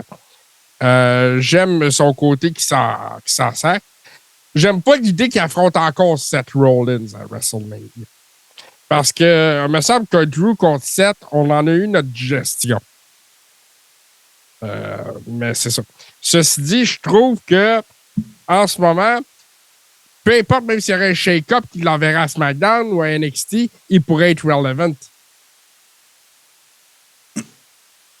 C'est tous des bons points. Moi, je pense que ce gars-là, il est en train de revigorer sa carrière. Je pense qu'il n'a jamais été meilleur. Je pense qu'il est sur la potentielle meilleure run de sa carrière. Pourquoi? Parce qu'il y a un personnage clair et défini. C'est un trou de cul. J'avais peut-être vu ça passer. C'est magique. Écoute, ça a été vu 1 million de fois. Il y a un segment de la WWE qui est diffusé sur Twitter. C'est une clip de Drew McIntyre qui dit « Si je perds, toute ma carrière va être aussi inutile que le retour de CM Punk à la WWE. » Puis là, ils écrivent « Dis-nous comment tu te sens vraiment, Drew McIntyre. » Tu sais, dans le tweet de la I, il call out directement Drew McIntyre pour qu'il commente. Il met une photo de CM Punk qui braille. Oh, écoute, j'ai vu ça passer. C'est écœurant. Non, il est vraiment bon. Son meme aussi là, de la carrière de CM Punk à WrestleMania, c'est une pierre tombale, puis tu vois, Drew, il est à côté, puis il est de même. Moi, je vous dis que je ne serais pas surpris, ça se peut que je me trompe, mais je ne serais pas surpris que d'ici à Survivor Series, on parle de Drew McIntyre avec autant de diamétralement opposés, comme ça a été le cas pour Dominic Mysterio, comme ça a été le cas pour Cody Rhodes dans le temps. Moi, je vous le dis, je pense que ce gars-là est en train de virer sa carrière de bord, vraiment. Puis je pense qu'il va re-signer, puis si c'est pas déjà fait. Il avait grandement besoin. Oui, c'est ça. Fait que moi, ça ne veut pas dire que je suis sympathique à Drew McIntyre. Je trouvais que c'était très linéaire avant. Mais quand il a commencé à être vraiment trou de cul, là, excusez, là, mais c'est ça le terme, là, vraiment chien sale puis plate avec tout le monde, je pense qu'il a tapé dans quelque chose. C'est un peu comme s'il laissait parler son Dark Side. Puis il est vraiment drôle, ce gars-là. C'est ça l'affaire. Moi, j'ai un peu découvert son Gift of Gab. Là. Je l'ai un peu découvert quand il a fait le podcast à Stone Cold. Oui. Je me suis dit, hey, il est brillant, ce gars-là. Puis il est vite. Puis, tu sais, en tout cas, fait que moi, je pense que tout n'est pas perdu. Je me commanderais pas le T-shirt à soir, là. Mais je le trouve vraiment. Je pense qu'il est en train de vraiment de renaître de ses cendres, tiens. On va le dire comme ça. Une deuxième rédemption après. Ouais, un second coming, ouais, quelque chose du genre. Ouais, c'est ça. Hey, on va parler, parce qu'on va avoir la chronique de Steve, mais on va régler ça tout de suite. Est-ce que vous avez vu tous les deux Elimination Chamber? Oui. Bon. Comment avez-vous trouvé ça? Qu'est-ce que vous retenez? Comment ça s'est passé pour vous autres? Tiens, on va commencer avec JC, parce que JC, tu sais, il doit être comme en manque de lutte, puis tout, là, vu qu'il n'était pas là. Mais comment tu as trouvé ça? Comment j'ai trouvé ça? Prévisible.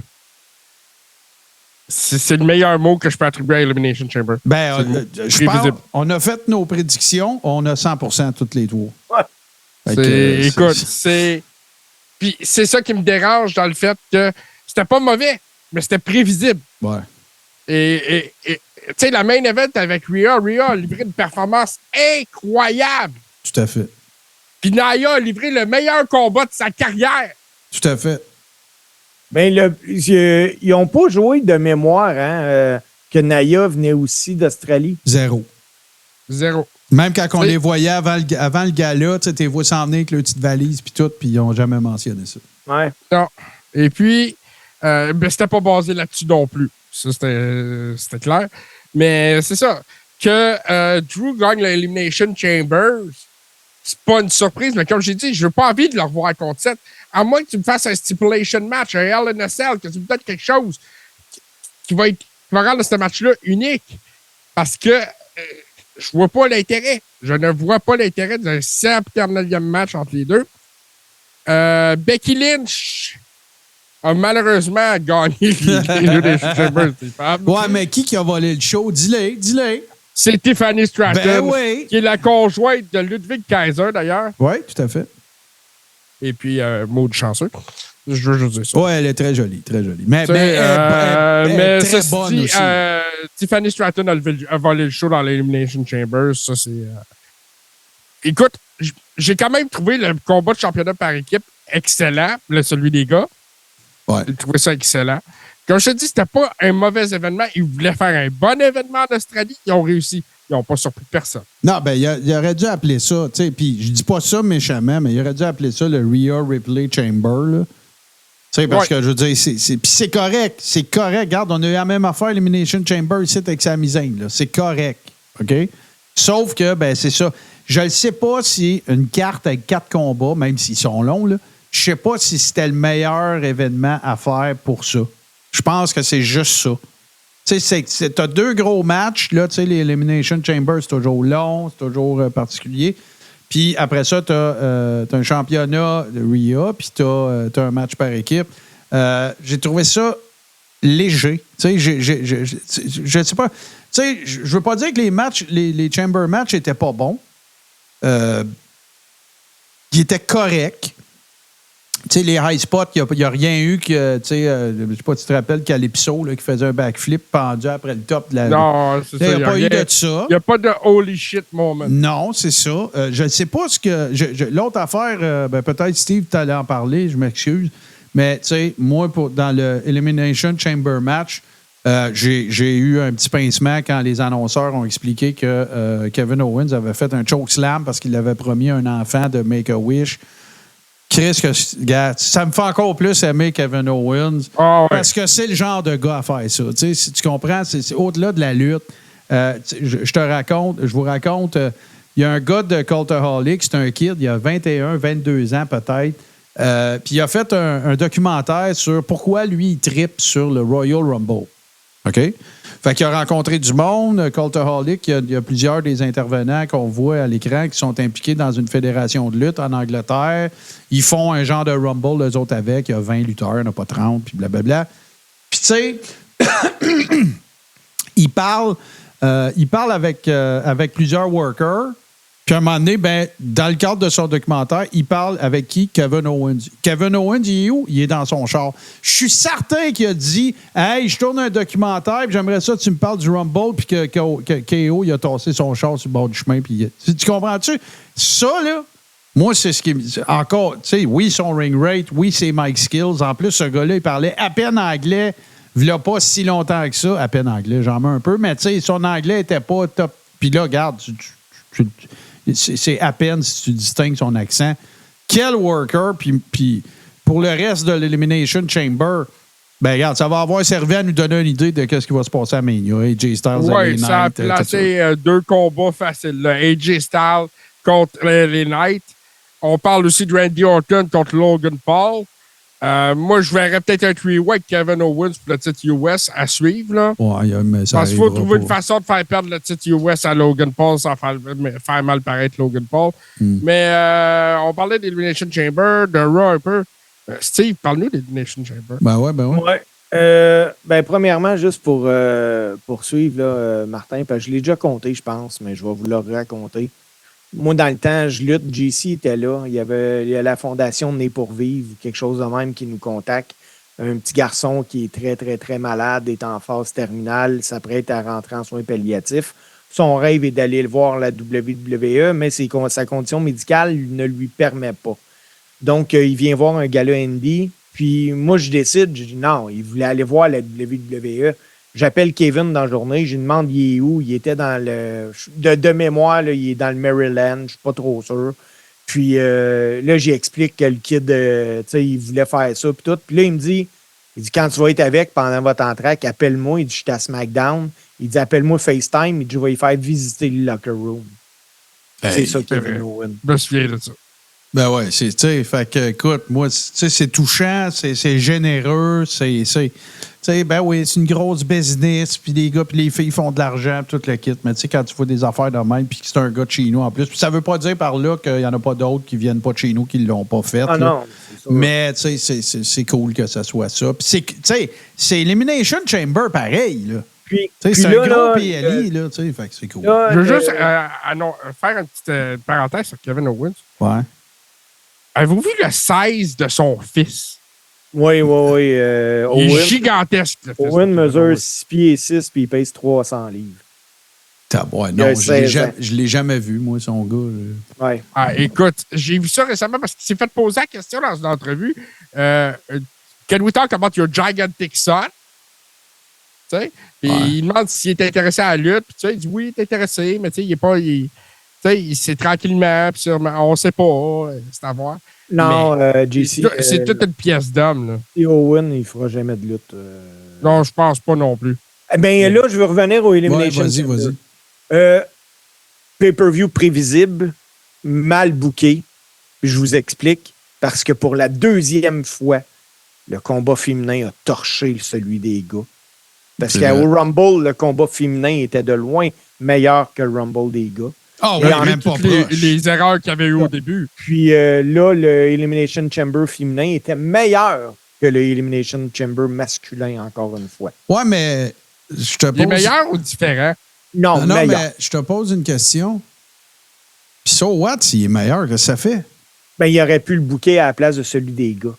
Sauf qu'ils ne voulaient pas 2 combats féminins en ligne. Ils ont préféré avoir les Kabuki Warriors, là. Ouais. Carrie Sane, puis... en dark match, suivi de l'Elimination Chamber féminin.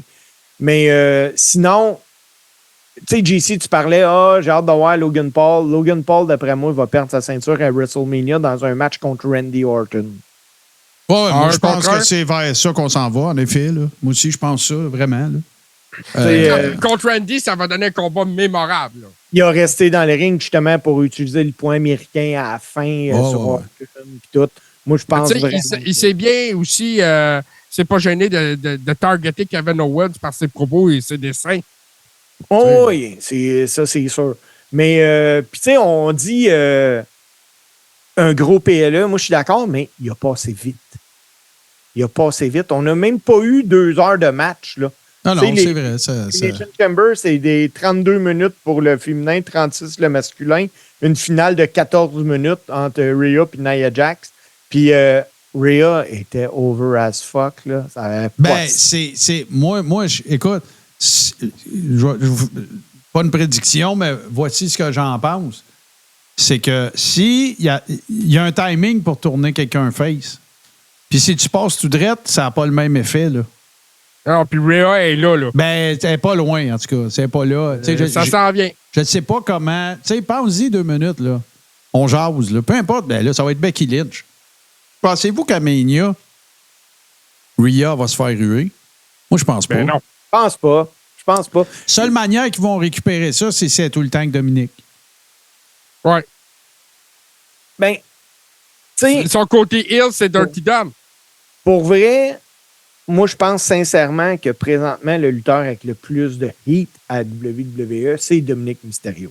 Ça fait longtemps. Oui, lui, puis. Oui. Ben, j'aurais dit Roman, il ne doit pas être bien loin, mais c'est parce qu'il. Roman, il arrive à parler. Non, c'est ça. Roman, t'entends une coupe de cheer pareil. Il y a des filles qui le trouvent beau, puis tout, puis c'est bien correct. Là. Mais, puis, moi, écoute, je vais aller plus loin que ça. Je pense que Dominic est plus haï que Cody est aimé. Hey, ouais, mais ça se compare pas, c'est ça l'affaire. Tu t'appelles pas les mêmes. Mais je comprends ce que tu veux dire, mais. Tu sais, Dominic puis JD, c'est des gars que les gens aiment voir se faire péter à la gueule. Oui, mais regarde, c'est comme Buddy Roberts dans Fabulous Freebirds. Tu sais, le bumper. Ouais. Le bumper. C'est lui qui mange les volets. Tu sais, parce que tu veux protéger Terry Gordy, tu veux protéger Michael Hayes. Fait que c'est toujours Buddy Roberts qui mange une volée, qui se fait raser les cheveux, qui s'habille en fille. Tu sais, tout ça.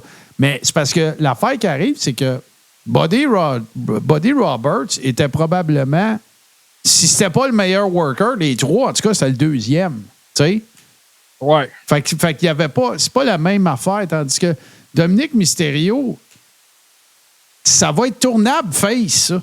Tu comprends? Ah ben. C'est pas de la heat. Le temps va faire son œuvre. Oui, c'est pas de la. C'est pas du heel heat qui se tourne pas, tu sais. Tandis que Jake the Snake n'aurait pas pu être face. Ben, il l'a été, mais tu sais, dans ses pires années, là, puis avec Macho Man, puis les noces, puis les serpents d'un bois. Ouais, le serpent planté dans le n'aurait pas pu être face. Non, c'est ça, tu sais. Exactement, tu sais. Fait qu'en tout cas, tu sais, Abdullah n'aurait pas pu être face. Tu sais, peut-être à la fin, parce que là, tu sais, il était moins capable de bouger. Mais vous comprenez ce que j'essaie de dire, dans le fond, c'est qu'il y a un timing pour tourner quelqu'un d'un bord ou de l'autre. Puis j'espère juste qu'avec Rhea, ils l'échapperont pas. Qu'ils ne passeront pas de C'est juste ça que je veux dire. Mais en ce moment, on va te dire, avec Rhea, tout va bien. Le cash rentre en masse en vend de la merch. Ça doit être fou. Over as fuck. C'est sûr qu'ils peuvent pas manquer ça. Non. Mais en même temps, va donc Puis là, savoir ben, c'est tu quoi fais quoi? Les plans de Triple H. Ben, c'est ça. Hey, la semaine prochaine, les gars, je vais le prendre en note. Ça vous tente dessus? On rebook Judgment Day. Ouais, mais On Moi, fait du là, fantasy booking. tu sais, quand on dit on la met face, là, la problématique, là, c'est qui la grosse bad? Il n'y en a pas. À WWE? Oui. C'est facile. Qui? Nia Jax. C'est Nia Jax. Elle n'est pas capable Regarde, de donner- avec le combat ouais, mais qu'a là, livré attends. Elimination Chamber, C'est ça. elle a fait taire ses détracteurs un peu. Là. Là, c'est pas grave, c'est détracteur. On va toujours penser qu'elle est pourrie parce qu'elle est heel. Ouais. Mais backstage, là, Triple H, là, ce qu'il a vu, puis les producteurs, c'est sûr qu'ils se sont dit, oh, un instant, peut-être bien que. Tu sais, je te dis pas qu'ils sont sûrs et qu'ils vont tout bouquer sur elle. Pas ça que je dis, mais la possibilité, elle existe. Habituellement, là, à la lutte, parce que je l'ai vu et je l'ai vécu, là, des gars là, qui nous donnaient un méchant match, là, puis là, il revient en arrière, puis tu fais comme, hey man, c'était vraiment bon. La fois qu'il retourne dans le ring après, là, tu t'attends à ce que ça soit aussi bon. Hein. Oh, mais ben. Ramène-moi pas une performance bien ordinaire. Non, ben, Steamboat, Ouais. Ric Flair, tu sais, C'est ça. Regarde, des légendes, t'sais, tu sais. encore là, je suis pas encore un gros fan de Nia Jax, mais ce que je dirais, c'est que même à Raw lundi contre Liv Morgan, elle s'en est très bien tirée. Hein. Hey, regarde le call, toi, Wawa Tata, wow. T'sais, ouais. Le fantasy booking, il commence tout de suite. Dom, il laisse Rhea, puis il s'en va avec Nia Jax. Bonsoir. Ah, T'as à moitié de l'ouvrage de fête. oh, ouais, carrément. Toute la heat s'en va quelque part, puis t'as perds pas. Puis là, t'es fait Frencher, puis tout, là. Ah, ouais. Comme Edge pis Lita. Ouais.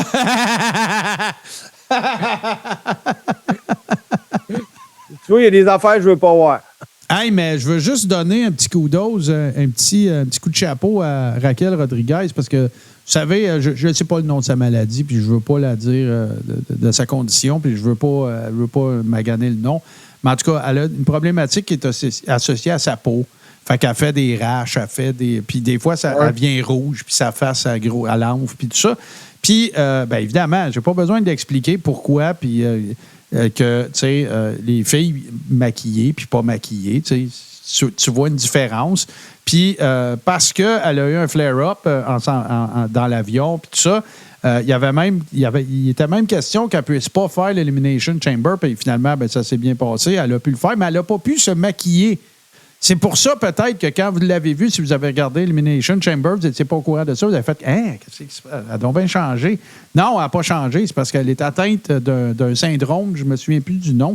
C'est le syndrome d'activation mastocytaire. Bon, le syndrome d'activation mastocytaire qui fait en sorte qu'elle peut avoir des plaques rouges, que son visage peut enfler et tout ça. Puis c'est pour ça qu'elle est en congé. C'était elle était convalescente de soins qu'elle a reçus pour ça. Puis ça peut... De même, là, ça peut déclencher n'importe quand. Fait que je trouve que malgré ça, ça doit pas être super confortable. Peu importe si c'est du maquillage ou tu n'as pas ton ring gear ou tu n'as pas tes affaires, ça doit être quand même assez particulier d'aller faire un gros gala devant 52 000 personnes de même, puis pas te sentir nécessairement 100% à l'aise, peut-être.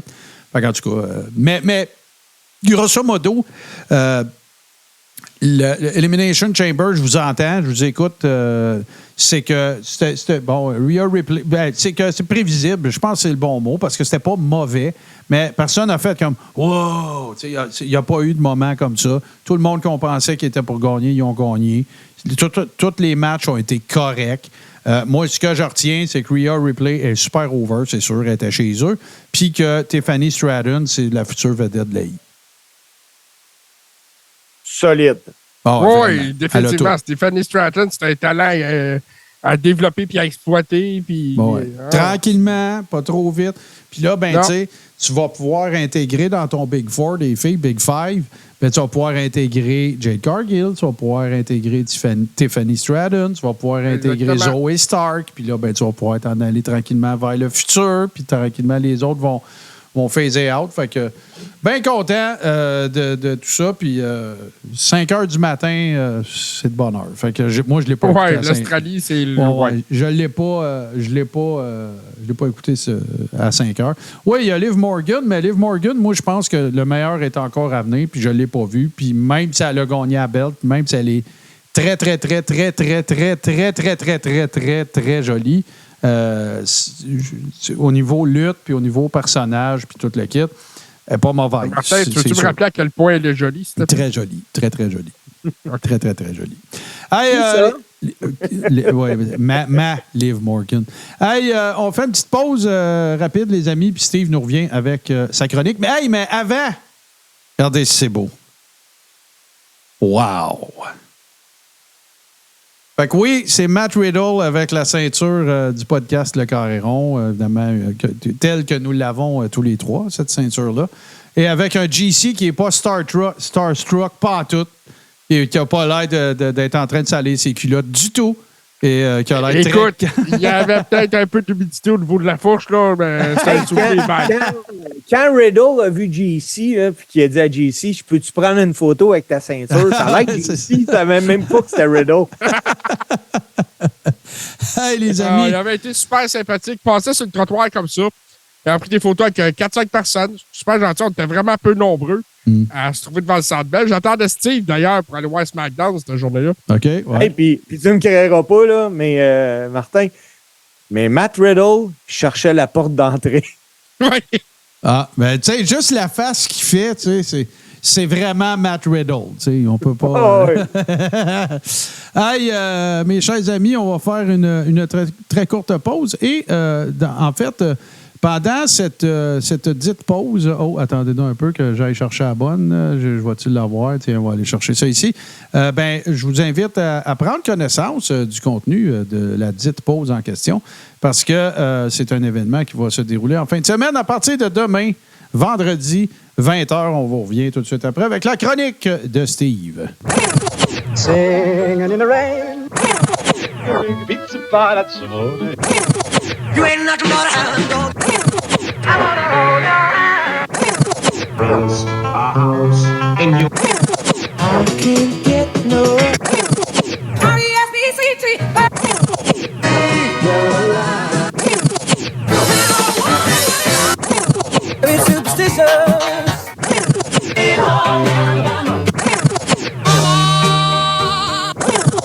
You are the dancing queen. Don't need no education. Don't stop believing. I am tired of.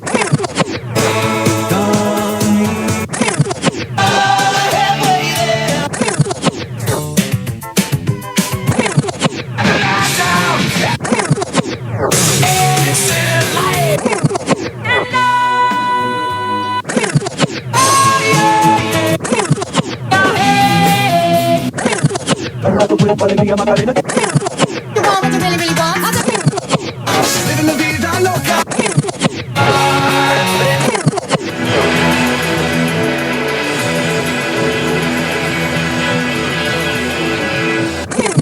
It's happening the music the moment you. Gangnam Style. Take my horse to the water. Yeah, yeah. Yeah, yeah. Party at your house tonight. Everyone enjoy. And what you gonna do when Hulkamania run wild on you? Steve, de quoi ou qui nous parles-tu cette semaine? Cette semaine, c'est particulier. Parce que je vais parler de quelqu'un qui, au commencement de ma carrière à la lutte, que je côtoyais à l'occasion. J'avais 20 ans, lui peut-être 70, si c'est pas plus, là. Puis on jasait. Il m'expliquait, lui, à quel point la lutte avait changé, à quel point pour lui, c'était plus réel à son époque. Ce soir, je vous jase d'Homer Marchesso. Comme c'était coutume à l'époque, avant d'être lutteur professionnel, Homer Marchesso était un lutteur amateur. Puis c'est en 1936 qu'il a fait ses premiers pas à la lutte professionnelle après avoir été défait en vue des qualifications de l'équipe canadienne olympique. Puis si jusque-là, il dit rien aux gens, il fait partie de la légende puis de l'imaginaire du Québec. Parce que quand je dis du Québec, je blague pas, Omer Marchessault a créé ce que plusieurs encore aujourd'hui parlent. D'abord, on va faire une mise en contexte. Omer Marchessault, c'était un pompier à la ville de Montréal. Il l'a été de 1928 à 1969. Puis M. Marchessault, il n'était pas qu'un pompier, c'était le lieutenant du service de sécurité incendie à Montréal. Donc, ses boss ne voyaient pas ça nécessairement d'un bon œil, surtout quand il était le méchant. Puis, il trouvait que ça donnait un mauvais exemple aux jeunes. Donc, il a solutionné le problème en mettant un masque. Puis, Omer Marchessault a créé le personnage de la merveille masquée. Et voilà. Pas le morpion masqué, là. Non, la merveille masquée. Ouais. Encore aujourd'hui, là, ça l'arrive d'entendre des gens utiliser la merveille masquée quand ils parlent de la lutte. En 1950, il remporte le championnat des poids lourds juniors, mais comme c'était le cas pour plusieurs lutteurs à l'époque, il n'a pas fait d'argent avec ça. Il mettait son corps en jeu, sa carrière de pompier en jeu, pour à peu près 40$. Pour lui, là, ça valait pas la peine. Ça valait vraiment pas la peine, mais il aimait être dans un ring de lutte. Il avait ça dans le sang, ça lui coulait d'un veine. Comme il est pompier, il a eu certains contacts. Fait qu'il décide de faire le saut, puis il devient arbitre pour la Commission athlétique de Montréal en 1951. Il apprend le métier d'arbitre de Don Murray, puis il a occupé cette position-là jusqu'en 1975, arbitrant les plus grands combats de l'époque, incluant la dernière victoire d'Yvon Robert pour le championnat en 1955, le combat du siècle entre le Géant Ferré puis Don Léo Jonathan pour lutte Grand Prix, ou encore la victoire de Johnny Rougeau au Parc Jarry contre Abdullah the Butcher. Ça apportait une grande crédibilité quand c'était Omer Marchessault, l'arbitre, parce que lui imposait le respect, les amateurs l'aimaient, puis il y a des gens qui l'associaient aux pompiers, puis les pompiers, c'est des héros. Marchessault a toujours dit que ses 25 années comme arbitre ont été les 25 plus belles. Il y avait peut-être un peu d'humidité au niveau de la fourche, là, mais c'est des stickers faits avec... tu peux continuer, Steve, c'est pas contre toi. C'est bon, on il y a avait peut-être un peu d'humidité au niveau de la fourche, là, mais c'est normal, Steve. C'est des activités. hey, c'est violent, ça. Oui, c'est sûr, ça a coupé ton flow un petit peu, tu étais dedans, là, mais il va falloir que tu apprennes à dealer avec Parce que ça. Steve va me contrôler. Oui, c'est ça. En 1973, il a été instructeur à l'école de lutte Grand Prix et d'ailleurs eu comme étudiant Richard Charland. En 1983, il devient chronométreur pour la commission athlétique, poste qu'il occupe pendant plus de 10 ans. Il a été chronométreur pour la boxe, la lutte, le kickboxing. Après l'arrivée de la WWF, il a demeuré longtemps la seule figure identifiable aux abords de l'arène de la glorieuse époque de la lutte à Montréal, et ce jusque dans les années 90. Toujours en amour avec le sport, il aura même un rôle dans l'ère indie au Québec avec la fédération de lutte WTA.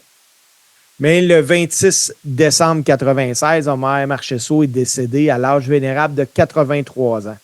Un an auparavant, la WWF l'avait honoré en compagnie de Bob Langevin au Forum de Montréal pour ses 60 années de service dans le domaine de la lutte. Plusieurs considèrent encore Omer Marchessault comme le meilleur arbitre qu'il y a jamais eu au Québec. Wow. 60 ans dans le la lutte. C'est notre Earl Ebner à nous autres. Effectivement. Puis Ouais. si T'as une longévité. moi, M. Marchessault, je le voyais souvent au milieu des années 90. Là. Puis ça me faisait rire parce que c'était un petit monsieur, Omer Marchessault. C'est un petit monsieur de vrai 5 pieds 5. Là. Puis il avait une voix cassée. Tu sais, une voix cassée par la cigarette. Là. Puis... Mais quand il disait « Hey! » là, sa voix se transformait en Mad Dog Vachon. Toi, il a pas, à cause de son âge, il a pas été ref d'un de tes matchs. Là, Non, aucun. Il était plus actif à cette époque-là. Il était plus actif. Moi, quand j'ai commencé, là, lui, il allait voir des galas de lutte. Je sais que c'est parce que tu as nommé quelqu'un. Tu sais, moi, là, si vous n'avez pas eu la chance, allez sur YouTube, allez trouver des clips, organisez-vous comme vous voulez. Mais il faut absolument que vous ayez déjà vu dans votre vie Richard le Magnifique Charland couper une promo à la lutte internationale ou peu importe. Écoute, j'ai envie de te dire que avec Eddie Creechman puis Pat Patterson, tu sais, qui a fait carrière aux États-Unis, Richard Charland, c'est le meilleur heel qu'on a jamais eu, d'après moi. Ah, ben oui. Ah, qui était bon. Ah, qui était écœurant. Baveux, puis barbeux, puis tu sais, il pouvait... Il avait le physique qui en imposait en même temps. Tout à fait. C'est ça, il pouvait backer ça up dans le ring. Il a fait des dark matchs. Ça y arrivait d'aller à Hamilton, entre autres, puis à Poughkeepsie aussi, pour faire pas des dark matchs, mais jobber pour la WWF à l'époque là, de Superstars of Wrestling. Mais sa carrière aux États-Unis, à part peut-être quelques obscures incursions dans des territoires, ça n'a jamais... Ça n'a pas fait, mettons, comme Pat Patterson ou, tu sais, mais Taboire qui était incroyable. Puis je ne sais pas si c'est toi qui m'avais dit ça, Steve, ou si j'ai entendu ça entre les branches, mais tu sais, il n'est plus intéressé vraiment là, à jaser de ça, puis tout, là. Mais écoute, respect. J'ai réussi à contacter des gens très, très proches de Richard Charland, puis il a vraiment décroché du monde de la lutte, un peu comme Rick Martel. Ouais. Mais Richard Charland, moi, là, je vais vous en apprendre quelque chose, les Ribbers, à soir, a été membre de Demolition. Oui, c'est vrai, tout à fait. J'ai déjà entendu ça. Oui, moi, je le savais, en fait. Je me demande s'il n'avait pas été placeholder pour quelqu'un, ou en tout cas, c'est ça, remplacé ou de quelque façon. Il remplaçait Axe de Demolition. Oui, il remplaçait Bill Eadie. Celui qui a aussi été, tu parlais de Mask tantôt, de Masked Superstar à NWA. Fait que, oui, je me souviens de ça. Puis, sais-tu pourquoi je m'en rappelle? Parce que, comme moi, il y en a plusieurs qui ont longtemps pensé que c'était Moondog Spot qui faisait ça, mais c'était Richard Charland. Oui. Puis, Max Superstar, que tu parles à NWA, c'est le même Superstar, par exemple, qui était ici à Lutte Internationale. Oui, tout à fait. Il y avait eu une feud avec Dino Bravo. Oui, il y a eu ses runs ici. Non, mais Richard Charland, super bon worker, super bon ring psychology. Puis quel bon heel, quel baveux. Ah, qui était. Mais tu pouvais pas le haïr. Mais tu l'haïssais. C'est un peu comme Larry Zbyszko, The Man You Love to Hate. C'est le gars que tu adores haïr, mettons. Puis Richard Charland, un homme très généreux pour la distribution de tapes sur le pif. Là, si tu le cherchais à l'extérieur d'un ring de lutte, il t'expliquait comment ça marchait. Bon. Ben moi, vous l'expliquer comment ça va marcher parce que là, les garçons, avant de revenir pour le close, on va s'en aller vers les deux tours. Hein? Et qui d'autre? Ben, on n'a pas parlé dans les actualités tantôt, mais on va écouter sa tourne pareil. On va commencer ça, bien sûr, avec le thème de la WWE de Virgil. Et ça va être suivi de, je ne sais pas comment il l'a appelé, j'ai pas eu le temps d'écouter NXT encore, mais appelez-le comme vous voulez. Sean Spears, Ty Dillinger, qui a fait son retour. Perfect Ten, qui a fait son retour. Ben oui, puis peut-être que ça soulève la question, est-ce que nous allons revoir sa conjointe, Peyton Royce, qui faisait partie des Iconics, mais qui a donné naissance il n'y a pas longtemps, mais est-ce que ça pourrait faire se prêter à un rapatriement? Ça, c'était Heel, les Iconics. Mais moi, je pense que c'est la meilleure, c'est une des meilleures équipes féminines qu'il y a jamais eu à WWE. Tout à fait. Il était c'est des incroyable. génies au mic. Puis Peyton Royce est presque aussi très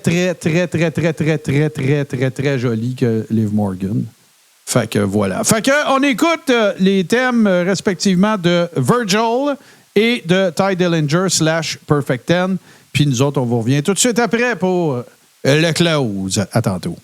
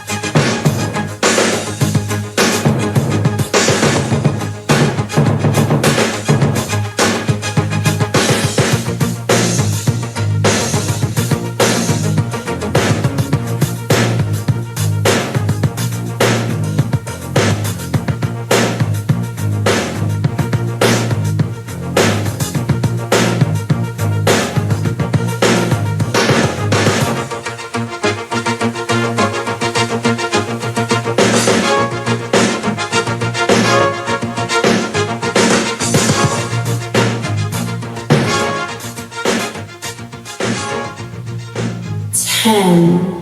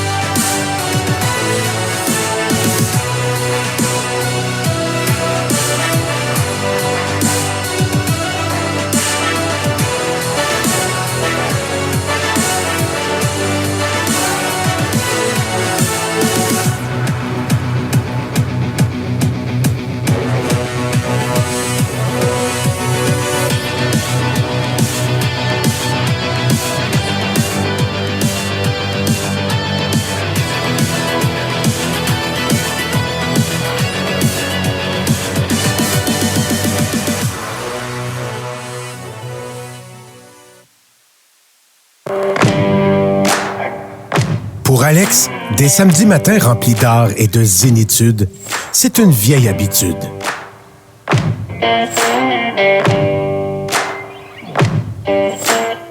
Une vieille habitude. Samedi, 9h. Sur Touski TV.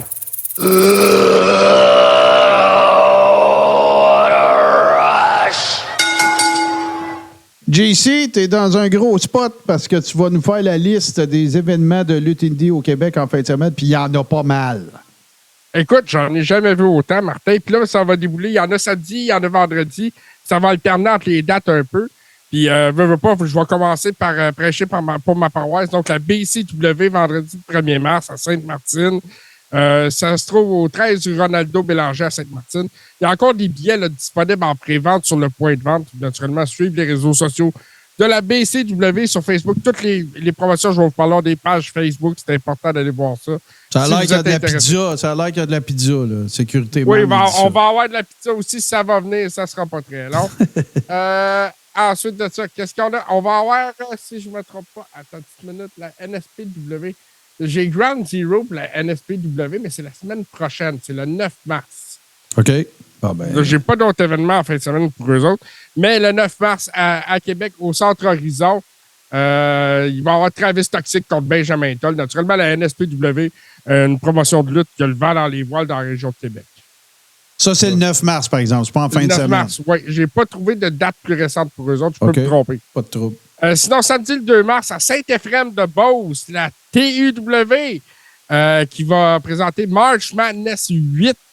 Encore une fois, là, pour vous avoir des billets dans la région de Saint-Ephraim-de-Beauce, consultez la page Facebook de la Thetford Ultimate Wrestling, la TUW. On dit, excuse-moi, on dit Tedford. La Thetford Ultimate Wrestling. Merci de me corriger, Martin, c'est important. Je me sens beaucoup mieux maintenant. Bon, parfait. Et T'as pas enchaîne. trop d'humidité au niveau de la foule. Non, là, ça va.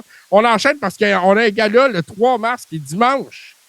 Aussi, dimanche après, ça se passe à 7h30 à l'Avant-Garde sur la rue Hochelaga. Peut-être un peu d'humidité au niveau de la fourche, là. Au 5500 Hochelaga. Ceux qui connaissent ça dans l'Est de Montréal, là, le 5500 Hochelaga, il y avait un gros bingo, là. Puis à côté du go-kart, là, mais ça a été recyclé dans un bar qui s'appelle l'Avant-Garde. Ça va être Tomcat, une belle carte, naturellement. Le pre-show de 19h, c'est Mesdames, Mesdemoiselles, Monsieur, bonjour. Bon, là, puis, encore une fois, je vous JC, recommande de suivre leur page Facebook. Je vais, donne-moi 2 secondes. Fait que, M. Bourbon, si c'était possible, parce que je pense que JC, là, il y a une grosse liste à faire. Là, on veut passer à travers. Fait que, s'il vous plaît, calmez-vous, M. Bourbon. Et la JCW dans le coin du Saguenay qui va présenter un gala bénéfice au profit de Gymnastique Saguenay samedi le 2 mars. Gymnastique Saguenay, c'est au 420 rue de Simon à Chicoutimi, 19h. Admission générale 20$. On va y voir, entre autres, un gars qu'on connaît bien, moi, Steve, James Le Saint-Tavares, qui va affronter Billy Stone. C'est un des combats que j'ai à l'affiche pour ce soir-là, naturellement. Ceux qui sont dans le coin du Saguenay qui peuvent aller voir ça, c'est pour une bonne cause. C'est important. Ensuite, Tolérance Zéro qui est présenté par la ALE, l'Académie de lutte estrienne, qui se présente samedi le 2 mars. On va juste essayer de trouver l'endroit. C'est à la polyvalente Louis Saint-Laurent, qui est au... Attendez, on va grossir le match. 188 rue Kennedy à East Angus, Québec. Il va y avoir, entre autres, le championnat de la ALE, de l'Académie de lutte estrienne. Brian O'Donnell contre Bobby Fashion. Je vous recommande de suivre leur page Facebook, naturellement. Il faudrait partager les pages Facebook éventuellement sur notre page Facebook. Je veux tout le temps le faire, puis j'oublie tout le temps, mais... Et à Montréal, samedi, si je ne me trompe pas, ça va être... c'est samedi le 2. Écoute, j'ai tellement d'affaires que je sais plus. Prends ton temps, JC, prends ton temps, on a le temps. Oui, ça va être Unfucking Sanction par la IWS, présenté sur Thriller TV+. Il va y avoir d'excellents combats. Lufisto contre, entre autres, dont je ne me rappelle pas le nom, c'est bien embêtant. Je suis bien désolé. C'est le 25e, JC, c'est le 25e anniversaire là, de la IWS. C'est le 25e anniversaire de la IWS. Il y a des gars comme GD Producer qui vont être là. Il y a le Phantom, il y a Lufisto, Sexy Eddie. Ouais, mais c'est une grosse carte. Ça va être un gros show comme d'habitude avec la est à Montréal en fin de semaine. Mike Bailey est à Montréal en fin de semaine pour lutter sur le show de la IWS. Non, ça va être un méchant show. Là. Toujours samedi le 2 mars, au centre Chris Roy, la lutte FCL, ça, le centre Chris Roy, c'est à Shawinigan. Donc, j'ai-tu une adresse pour ça? Non, j'ai pas d'adresse. Cependant, disponible les infos là, sur leur page. Voilà, le gars-là de la FCL qui s'intitule Double. Non, il n'y a pas de nom. Il n'y a pas de nom. On n'a pas de nom. On n'a pas de nom. Hey, je fais ça sur la bouche. Mais la mouche est fatiguée, je pense. Je dis ça de même. Hey, on va finir avec la AWE. C'est ça? Je me trompe pas. C'est ta tête ou sac? Non. Écoute, j'ai de la misère à parler, même quand j'écris sur le clavier.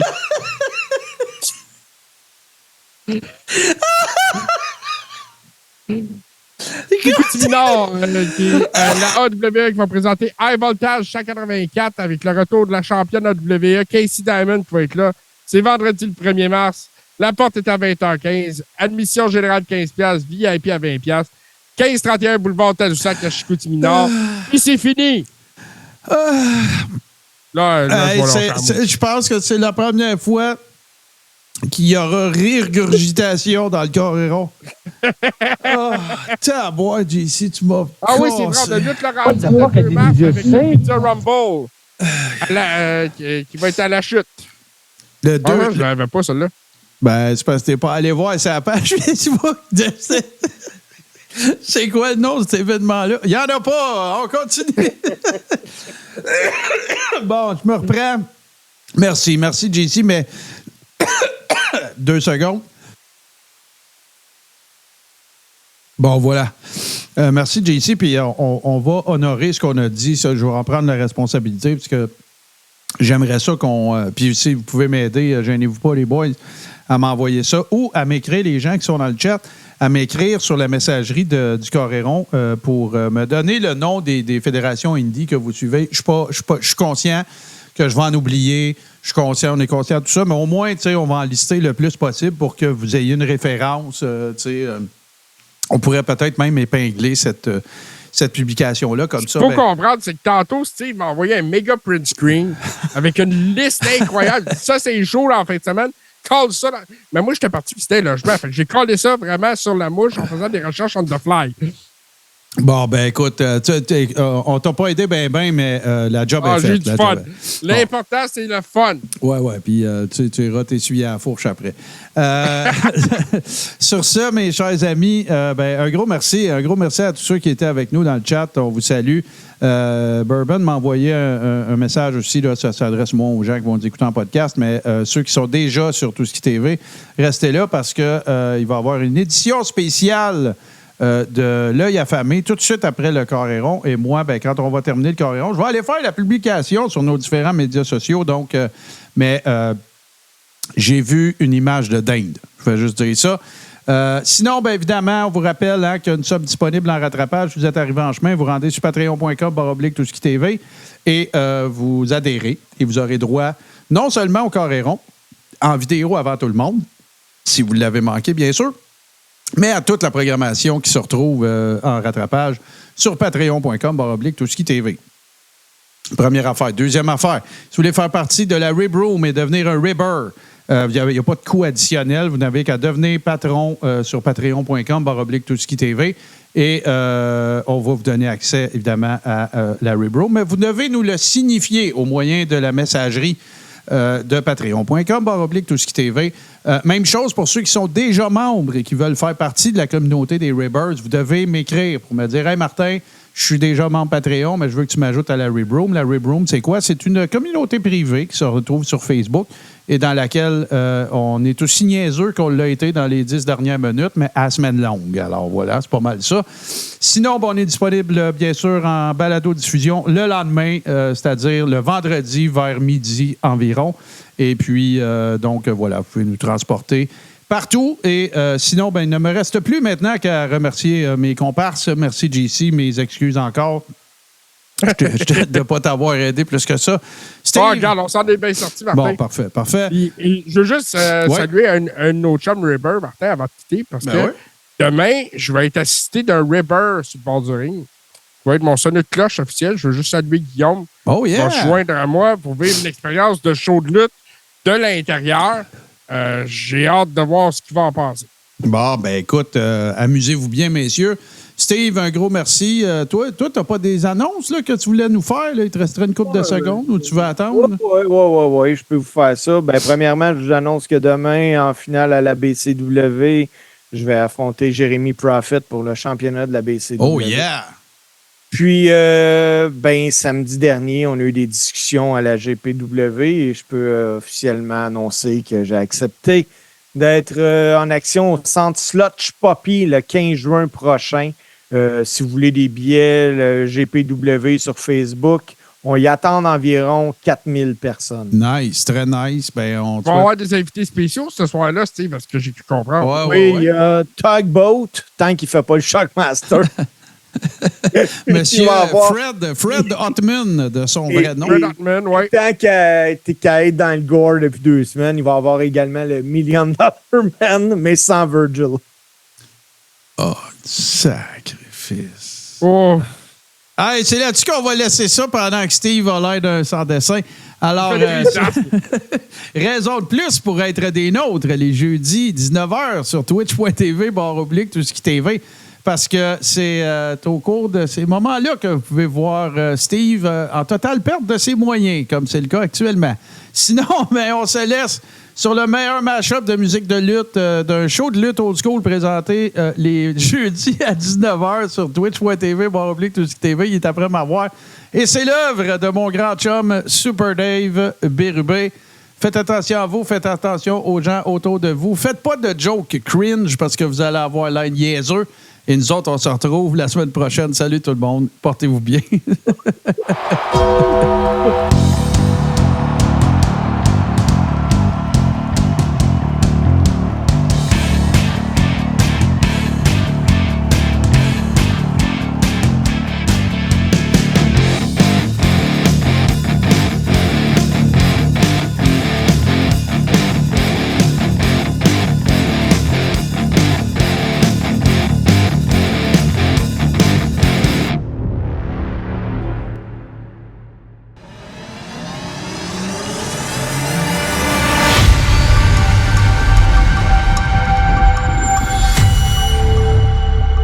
Tout ce qui est TV sur Twitch.